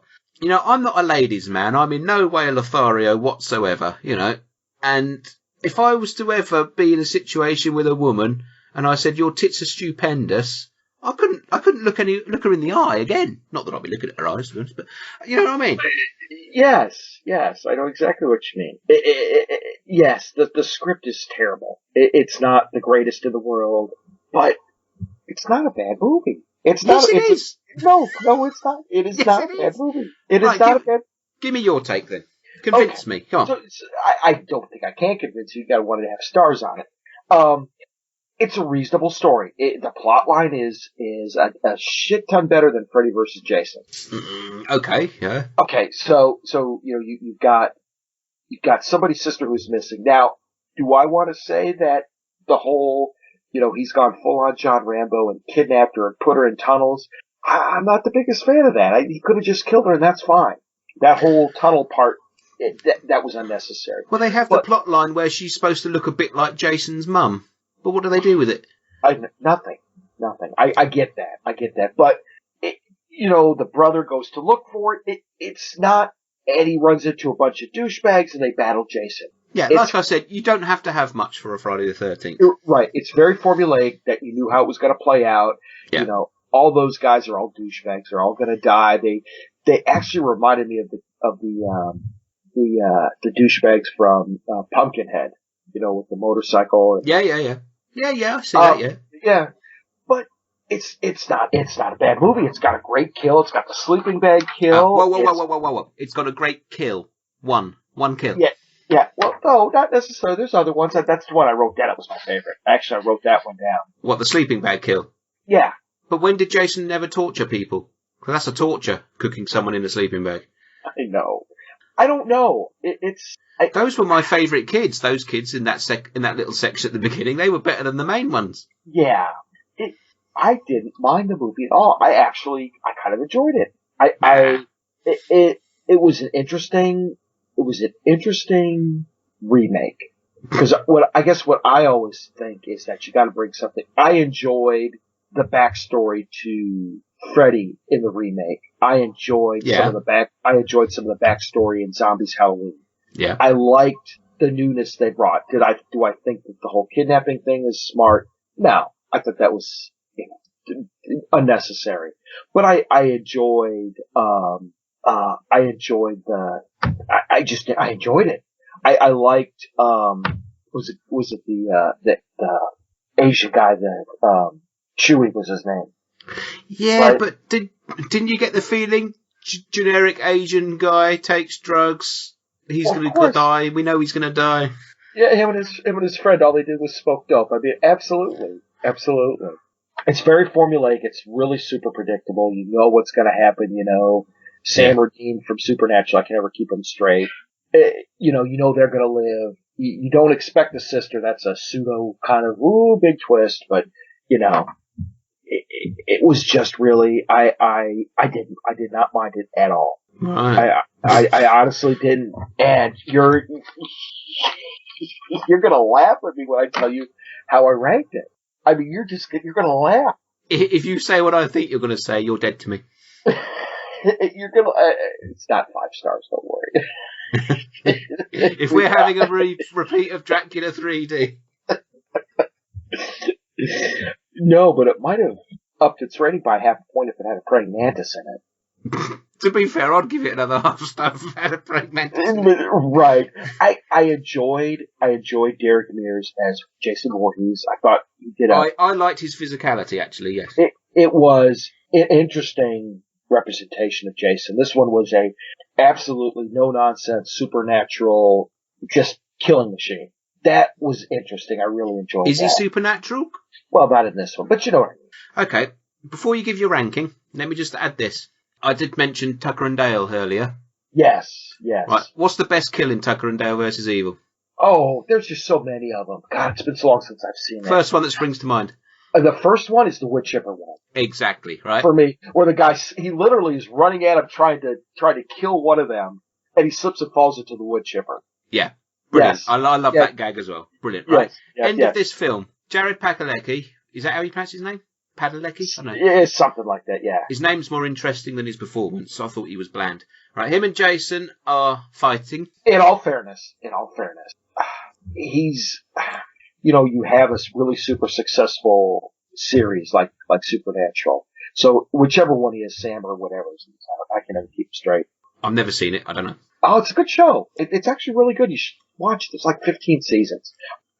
Then I'm not watching it. You're stuck like that. You're always playing that character. And I think that's, he's playing Sam or Dave in this movie, and that's just kind of how it is. And I think he's got more depth as an actor than that, but not in this movie. But yeah. I'll say I don't know him from anything else, so I don't know. But I didn't like him here. But anyway, him and Jason are fighting. They're in a barn of some sort. And there's a machine which I think is a wood chipper or something like that. There you are. You got Derek Mears, Jared Padalecki fighting. The wood chipper starts up. The head's getting pushed dangerously close to it. And what happens? Fuck all. I know, right? They stab him with a knife or a machete, and then they walk off. You got a fucking wood chipper there. I know. It's so bad. And that to me sums up this film. It's so waste opportunity. I like Marcus Nispel as a director. I think visually he's got a really good eye for setting up a scene. The shot where Jason's standing on the roof, the camera pans up and he stood on the roof of the house. I really like that. I thought that was a great shot. There are bits like that and you think, yeah, but in between them, it's just so... He's trying to repeat the trick of Texas Chainsaw Massacre and it doesn't work. It's too dark. You cannot make out what's going on. Right. And that is a complaint. I actually had to turn the brightness up on my screen. I was watching on my iPad, and I actually had to turn the brightness up because I couldn't see it all. Yeah, even on... I mean, I've got this on Blu-ray, and it's... Yeah, you still can't see it. Yeah. But, God help me, I liked it. I liked it. Do you prefer this to the Elm Street remake? I don't know. That's an interesting question. I had that thought. I was watching it. I thought I always preferred the Elm Street remake, and I was like, "Yeah, the Elm Street remake's better." Even though that's crap, it's got Jackie Earle Haley. I like Freddy as a character, but then I watched that not so long ago, and I thought that's quite boring, really. I think what really I may edge out the Friday the 13th. Oh, I may like what I'm trying to spit out, Mark. Come on, get the brain going.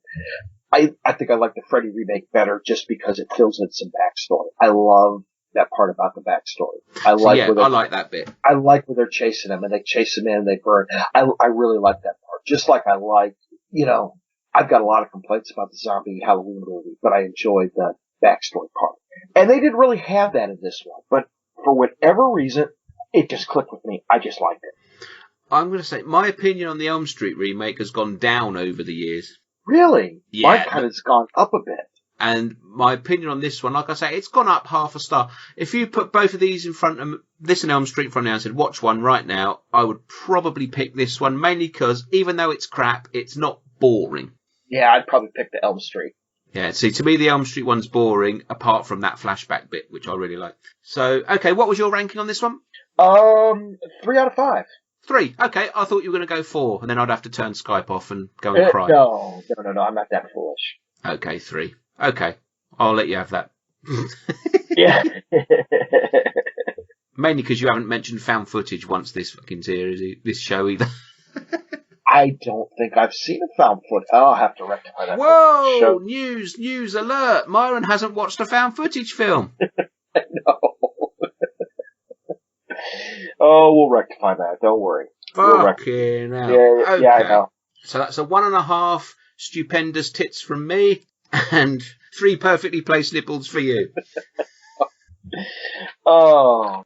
So that's the end of it, really. It is. All it leaves us to do is to rank our films, our Friday the 13th films. 12 of them. 12 of them. We're including Freddy vs. Jason as a Friday film here. So, yep. Okay, are we going to go from best to worst or worst to best? Let's go best to worst. Best to worst. Okay, what is your favourite Friday the 13th film? The first one, Friday the 13th. Really? Okay, I went with The Final Chapter, Part 4. Okay. For me, the defining Jason film. Okay. All right. Okay, what's your number 2? Part 2.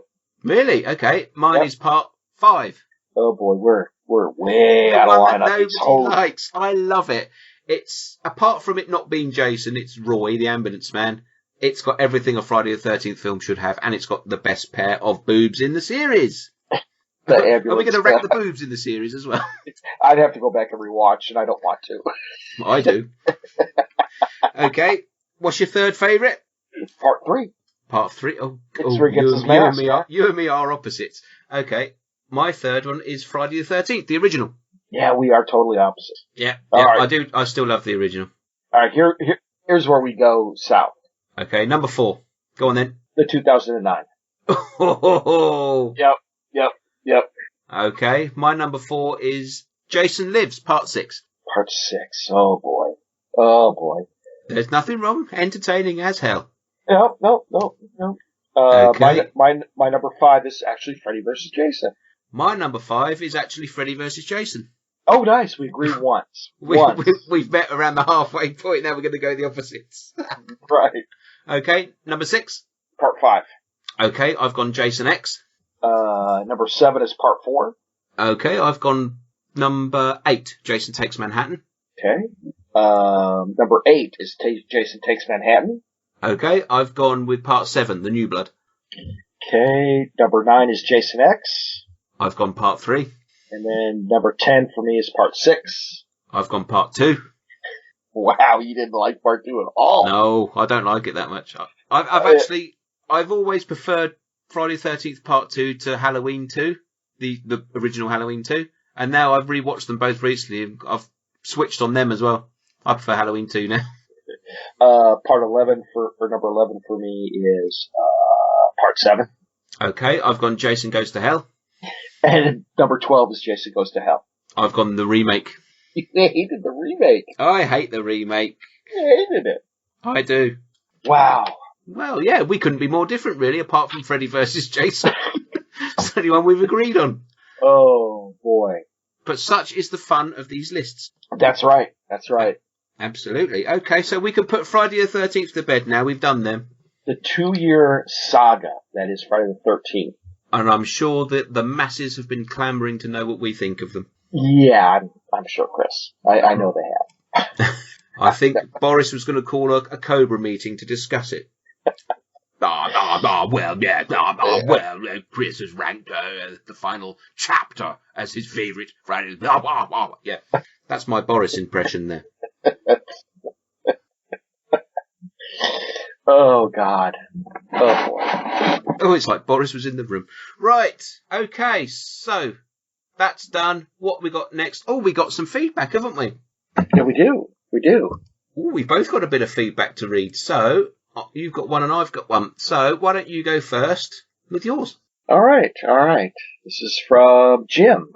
Hello, chaps. Jim here. That's how I knew it was from Jim. It does help, doesn't it? I know, right? Delighted to have the pair of you back again. It's lovely to be here, Jim. I know, thank you, Jim. I've been listening to the podcast since near the beginning, but haven't got around to sending feedback before. Well, it's never too late. Exactly. However, as you're discussing my favorite, Masked Maniac, I always preferred him to Michael despite John Carpenter making technically better films. Yeah, I'd agree with that. Jim, it's okay. It's alright to be wrong. I thought I would as you know. Buckle down and said a few words. So the final films in the Friday the 13th part series, Friday the 13th series. It doesn't say part there. I know it doesn't. I'm reading it as well. I can see it. I can't. I'm afraid I will start on a bit of a negative note. I do not like Jason Goes to Hell. No. Dude, who does? Who does? Not us. It just doesn't feel like part of the same series. I don't like the rewriting of the series lore at this point. Yes, I know. It's more than a little contradictory before this one. And the body-hopping shenanigans seem like they belong in a different series. Whoops! Different series altogether. Let's see. What are you doing? Chris, I am 52 years old. My eyes are shit, so I have to copy it into like. All I can hear is some really quick thumping this end. What are you up to? That probably came out wrong. You can at least turn the webcam off.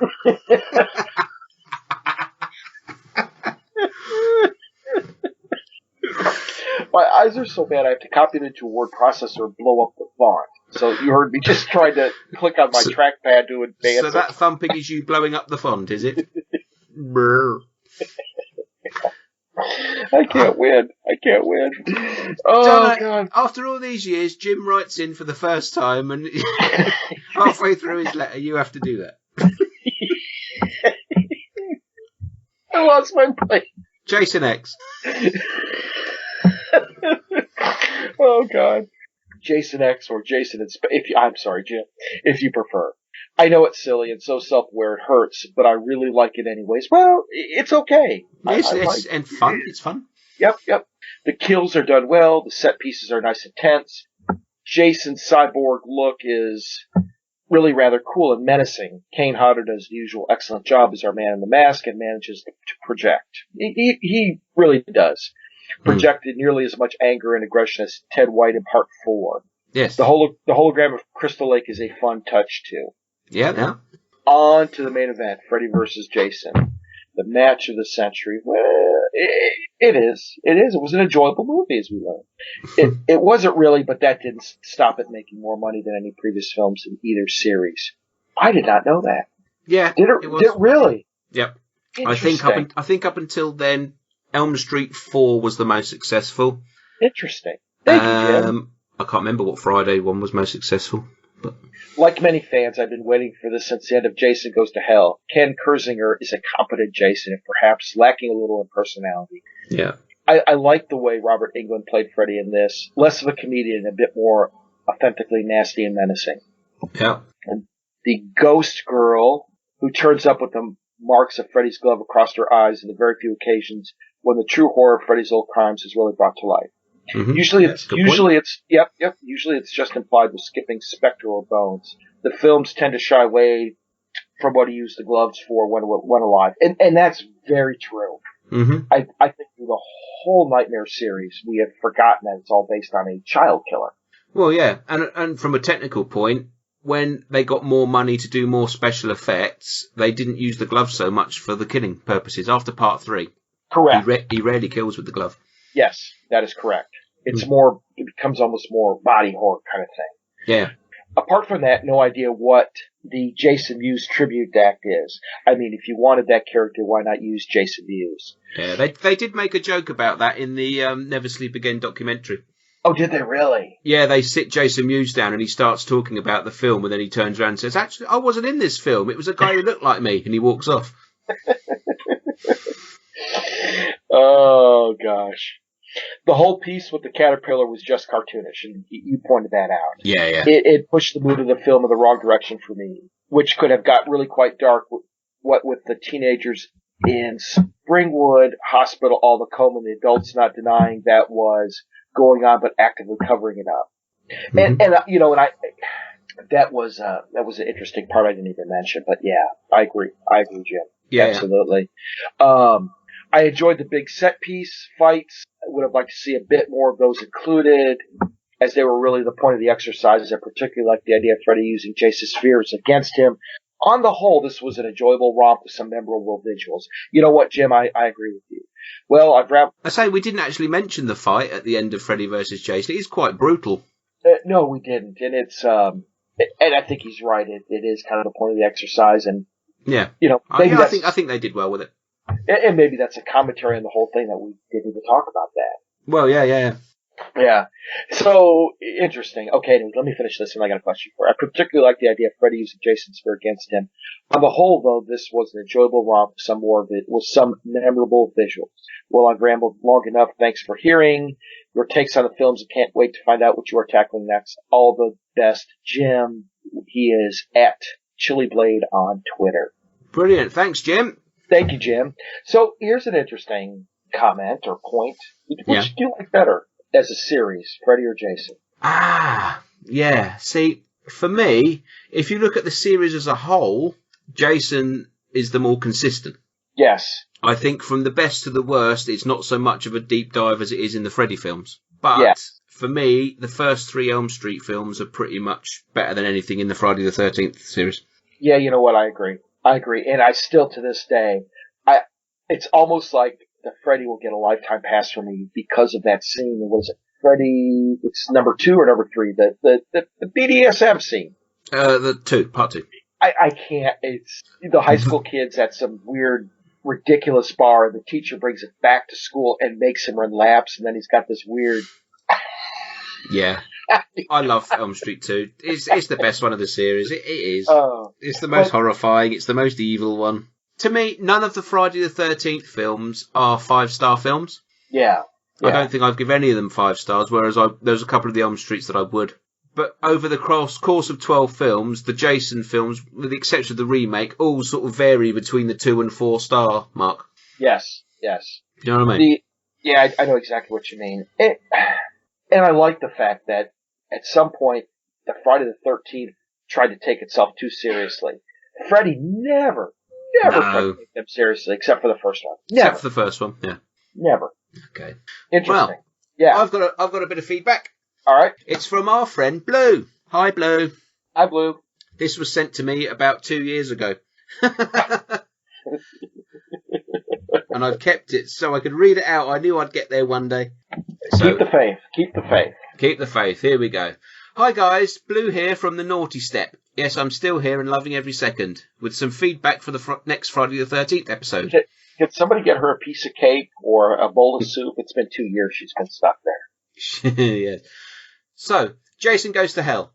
You would think that by now the authorities would have flattened Cramp Crystal Lake to the ground and drained the sodding lake after all the folks that have died there. But no, let's keep stringing Jason along with the temptation of stabbing a bare-breasted girl with his machete. I'm talking about his knife now, not his doodah. I don't think he's got a doodah anymore. Although maybe if he did stab a bare-breasted girl with his doodah, he might chill out a bit. Anyway, on with the film. I love the trap that was set for Jason and the ensuing explosion that blew the bugger to bits. It gave me high hopes of seeing his soul transfer to hell and fight all manner of demons and pinhead-type thingies, yes, to get back to his beloved watery home. But no, Blue was left disappointed once again. We had supernatural possession shenanigans, a prophecy with a magical sword, and what looked like a scene from Alien when a weird slimy baby Jason emerged from some bloke's neck and shot up a woman's lady parts. Ooh, shooting up a woman's lady parts. Only to be born full-size seconds later. I bet her lady bits will never be the same again. No. And yeah. And when Jason does get to go to hell at the end, he was taken there by giant Muppet jazz hands. Well, if I'm going to go to hell, that's how I want to go. But what's this? Freddy's hand. Oh, excitement. And of a huge battle between the two is just too much for me. I simply cannot wait for that movie to be made. Oh, I've got some news for you there, Blue. I found the majority of this film boring, but with some good but fleeting bits, like the girl having premarital sex getting skewered. That is the best scene in the film, in more ways than one. And then being split almost in half, which raised my grades for this film to 3 shit magical swords out of 5. 3? Okay. So, on to Freddy versus Jason. Well, actually, we don't, because the script writers have forgotten all about that and gone straight to writing another bloody Jason film. Now I have to question how in the name of Jason's wet willy, I don't know if he's got a wet willy, because he looks quite dry. How in the name of Jason's wet willy did they get his body when he's in hell? What the fuck, guys? This is already bloody bollocks. It's taken you to Jason X to realise that this is all bollocks. Okay, I'm beginning to notice as things aren't really set with any sort of reality or timeline or any of that bollocks, so I'm going into this film with no backstory other than Jason is a raving lunatic. I love sci-fi films, so it's going to be right up my alley. I love the blonde girl getting frozen and then her head made into a raspberry slushy. I thought, fuck yes, finally a Jason film that I'm going to love. But what a pile of crap it turned out to be. Oh dear. Not even the S&M looking sex robot. I so wanted the guy to move her decapitated head down to his groin and out of camera shot and start to grin at the end of the film. That's a film that's in your head, Blue. They're not going to make that. Well, wait a minute. Hold on. Isn't the opening scene in, what's that movie? High Tension? High Tension, yes. Yep. There you go. Isn't there one called, like, Flesh for Frankenstein that's similar? I have Flesh for Frankenstein on DVD. I haven't watched it for a while. I shall have to revisit if that's in it. Just for research purposes, of course. Only research purposes. That's my excuse, and I'm sticking to it. Nor did the girls with bouncing boobies in sleeping bags being walloped against a tree do much for me to like this film. And they made Jason into a frigging Cyberman. I hated this film. No, I really hated it, and it gets 1 robot nipple dropped on the floor out of 5. 1 for Jason X. Deary me. I don't think we ranked it much higher, Chris. I've got our scores. Finally, we get the much anticipated fight between 2 of the heavyweight maniacs in Freddy vs. Jason. Well, we don't need to see any of the Nightmare on Elm Street films, as all the best bits are used in this. We also see that Camp Crystal Lake still has no bra shop, and that these kids still haven't learned that premarital sex only gets you killed. I love the death scene on and in the bed. Oh yeah, I love the death scene on and in the bed. Jason can add chiropractor to his CV. Yes. In fact, I loved every kill because the overacting really pissed me off and left me rooting for the bad guys. That is what we said. The fights between Freddy and Jason were pretty good. I like watching Freddy getting torn apart, to be honest, but they did really need to have his decapitated... But did they really need to have his decapitated head wink at me at the end? It just made me say, oh, please, no more. It was okay, and I give it 2.5 super fast fight scenes out of 5. Well, that's it from me, guys. I've rambled on long enough. Take care, and I'll see you both on the naughty steps soon, like you two ever behave. Best wishes, Blue. As if we do behave, we just behave badly. Yes, we do. So Blue wasn't a fan of Jason X, and not too keen on Freddy vs. Jason. I think we both liked Freddy vs. Jason way more than Blue did. Yes. But Jason X is okay for a bit of fun. Yeah, it's alright. But you know what? I can't argue with anything neither Jim nor Blue has said. It's all there. Yeah. I think Jim's pretty much on the same wavelength as us. Yep. Excellent. Well, that's put that little chapter to bed. Won't be doing them anymore for a while, unless they make another one. Oh God, please, just no. Well, I'm all for a new Jason film, but it's got to be good. It's like with the Freddy, it's got to be good. It's got to be a good script. It's got to be made by people who want to make it. Yeah. But until Sean Cunningham and Victor Miller sort their differences out in the courtroom, we won't be getting one. That's correct. And do we have a new Halloween flick coming out this year, Chris? We do. Oh, okay. And I'm betting you're really excited about that. I want to be. I really want to be. I'm trying. Yeah. I'd be more excited if they just said, in October there's going to be a new Halloween film coming out, and that was it. A couple of weeks before release you get a trailer, and that's it. But every day you're getting a picture of somebody stood in the street with a Michael Myers mask going, exclusive new pictures from the Halloween set. I was like, I'll give it a rest, will you? Yep.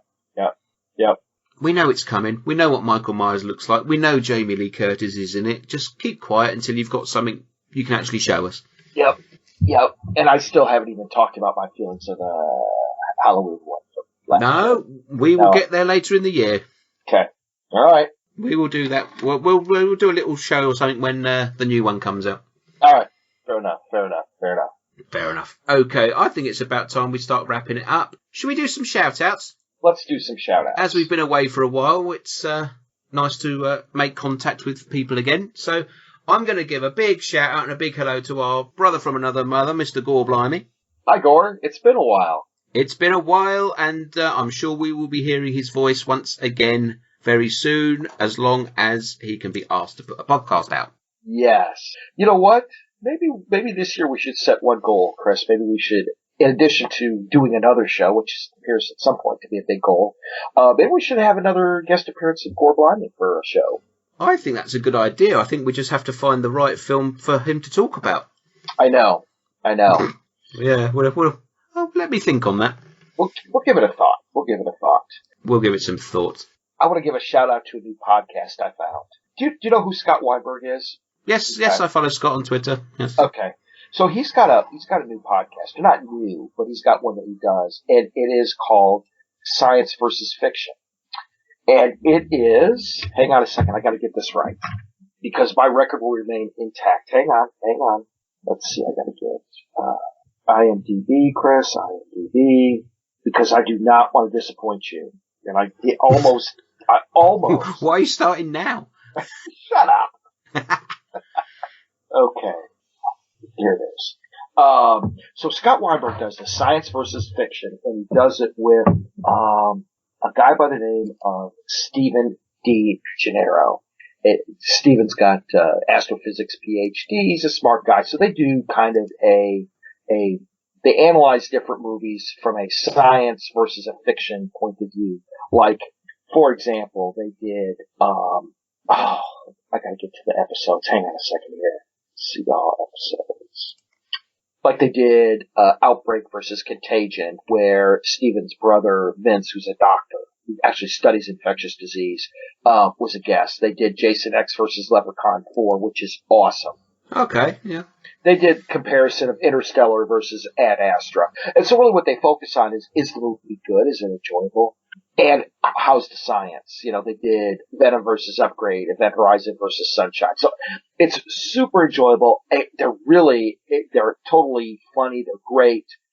But where I recognize Stephen D. Gennaro from is a found footage movie. He actually directed, and I believe Scott helped produce, or was one of the producers, a found footage movie called Found Footage 3D. Yeah, I haven't seen it. I know of it. Yeah, it's a found footage of people making a found footage movie. It's actually really smart. It's really well done. It's really good. I think I've talked about it before, but I could be wrong. But I think you might like it. But anyways, okay. So my shout out to Scott and you guys. I love your new podcast. It's not new, but I found it's new to me. It's really good. It's very, very enjoyable. The episodes aren't long. So Chris, actually, I think you might dig it. I might give that a try. Yeah, that sounds pretty good. Yep.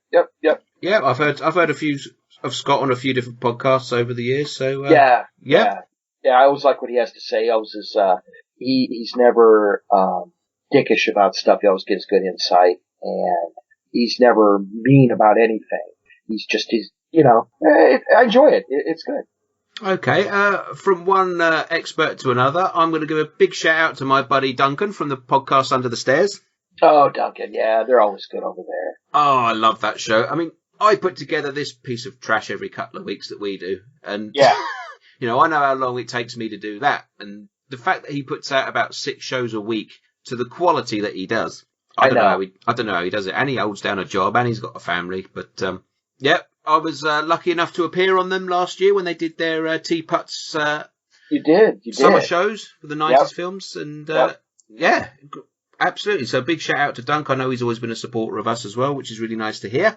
What's really nice is that, a lot of the podcasting folks, like Court, from, yes. The Cinema Psyops podcast. I mean, he's always been really supportive, and Ricky from his multitude of podcasts always been super supportive. Yeah, hi guys. And, Duncan and Baz, they've always been, it's really nice. It's great. I love the podcasting community. There's so many great people on there. It really is. It really is good. That's why I'm going to stick my tongue down their trousers right now and just say a big hello to everybody. You need a moment, or are you okay? No, I'm all right. You've done enough thumping for both of us, I think. I'm going to say a big hello to Amanda Reyes, who's been doing lots of good work recently. Oh, I know. Hello, Amanda. Hi, Amanda. And Dan as well, over at the Made for TV Mayhem podcast. I was watching. God, what was I watching? I think I was watching. They Call Him Jason or something like that. Oh, the documentary. Yeah, and Yeah. I think she was on there. And I'm just sitting there. I'm not paying half-ass attention to it, like I should have been. And like, oh, hi, Amanda. Didn't even know she did that. But yeah, she's always very super insightful on loads of stuff. Absolutely, her and Danny, I love their shows. She did a commentary for the Arrow release of Last House on the Left. So if you have that release, I suggest you listen to it because it's really quite good. I do not have that release, but I think it was in the US as well. That one was it? Okay, cool. Yeah, it's a nice special edition they put out. Yeah, really good one. Cool. So yeah, hi Amanda, and I'd also like to say hi to Jim Moon from Hypnagoria. Oh, Jim, he's always great. He's been putting out some really good shows recently. So yeah. Get on over to him. He's just done a Stuart Gordon show. Because, I forgot to mention, we lost Stuart Gordon in the past few weeks. Yes. Of Reanimator fame. So, yep, we did.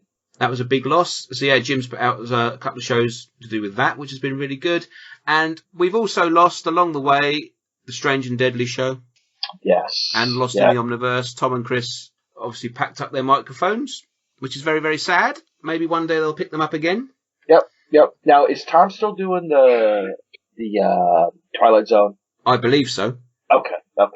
Yeah. I believe so. I may be wrong, but I believe so. But, I think he's still floating out and around there somewhere. Chris has obviously hit hard times due to the coronavirus and things. Yeah, our thoughts are with you, Chris, man. We hope you're listening out there and hope you're doing well. Yep. And I know things have been shit for you, but you get through it, brother. Absolutely. And, there you go. Just a few hellos to people out there. If I've missed you, we might get you next time. Yep, and please don't be offended. Please don't be offended because I'm doing this on the fly and I don't make notes, so my brain just moves on to the next thing before I finish the last thing. And I'm a definitely a shiny object person. So look, shiny object. Yeah, exactly. So. Yeah. So right, yeah. So talking of next time, what are we doing? I think Chris has bent my arm enough to do the Firefly trilogy. We are. We did your Paranormal Activities many moons ago. Yes. So that means I've got to rewatch. I had to sit through that shit. So I got to rewatch House of a Thousand Corpses. Aye. The Devil's Rejects, which is actually a very good movie, and then I got to sit through. Don't give away your thoughts. The other one I can't remember. From Hell. Yeah, we're going to do Rob Zombie's Firefly trilogy. Right, and then maybe we'll talk about my favorite Rob Zombie movie, The Lords of Salem. Oh, did I say that out loud? Oh, well, we know where that's going. Yeah, we're going to delve off into a bit of Rob Zombie talk as well. Yeah. Because obviously I'm the fanboy, and it's about time we did something I liked. So yes. That's what we're going to do. Chris didn't do her paranormal ones, yeah. Yep, I did. Yep. We've spoken about Rob Zombie's Halloween before when we did our Halloween shows, so... We did. So, but yeah, we're going to do a general Rob Zombie talk, but focusing on the Firefly trilogy. So, with that in mind, I'm going to say, if you want to contact us or send us any abuse or letters, comments, questions, or anything, you can do so via email at ancientslumberpodcast@gmail.com. You can get hold of us on Twitter at ancient_slumber. Download the podcast from Apple, iTunes, whatever it's bloody called now, and Stitcher. If you do, leave us a review, please. That would be really nice, because I had to change all the settings, and I lost all my previous reviews, because I had to redo it all again. So, yeah, give us a nice 5-star review, and get people listening, because in these hard times, if we can just talk for an hour or so and make you laugh, I think it's all worth the while. Yep, me too. For sure. All we're doing this for. We're not going to ask you for money, and we're not going to ask you for Patreon things, because I couldn't charge people for this nonsense. We couldn't. I could barely give it away, to be honest. let alone charge you for it. I've tried to pay people to listen. But no, we're just trying to have a laugh and talk about films and get discussions going, and that's what we like doing, and that's why we're here. So if we can do that, all the better. So until next time, let's say goodbye. Bye. Bye! You got perfect nipple placement, baby.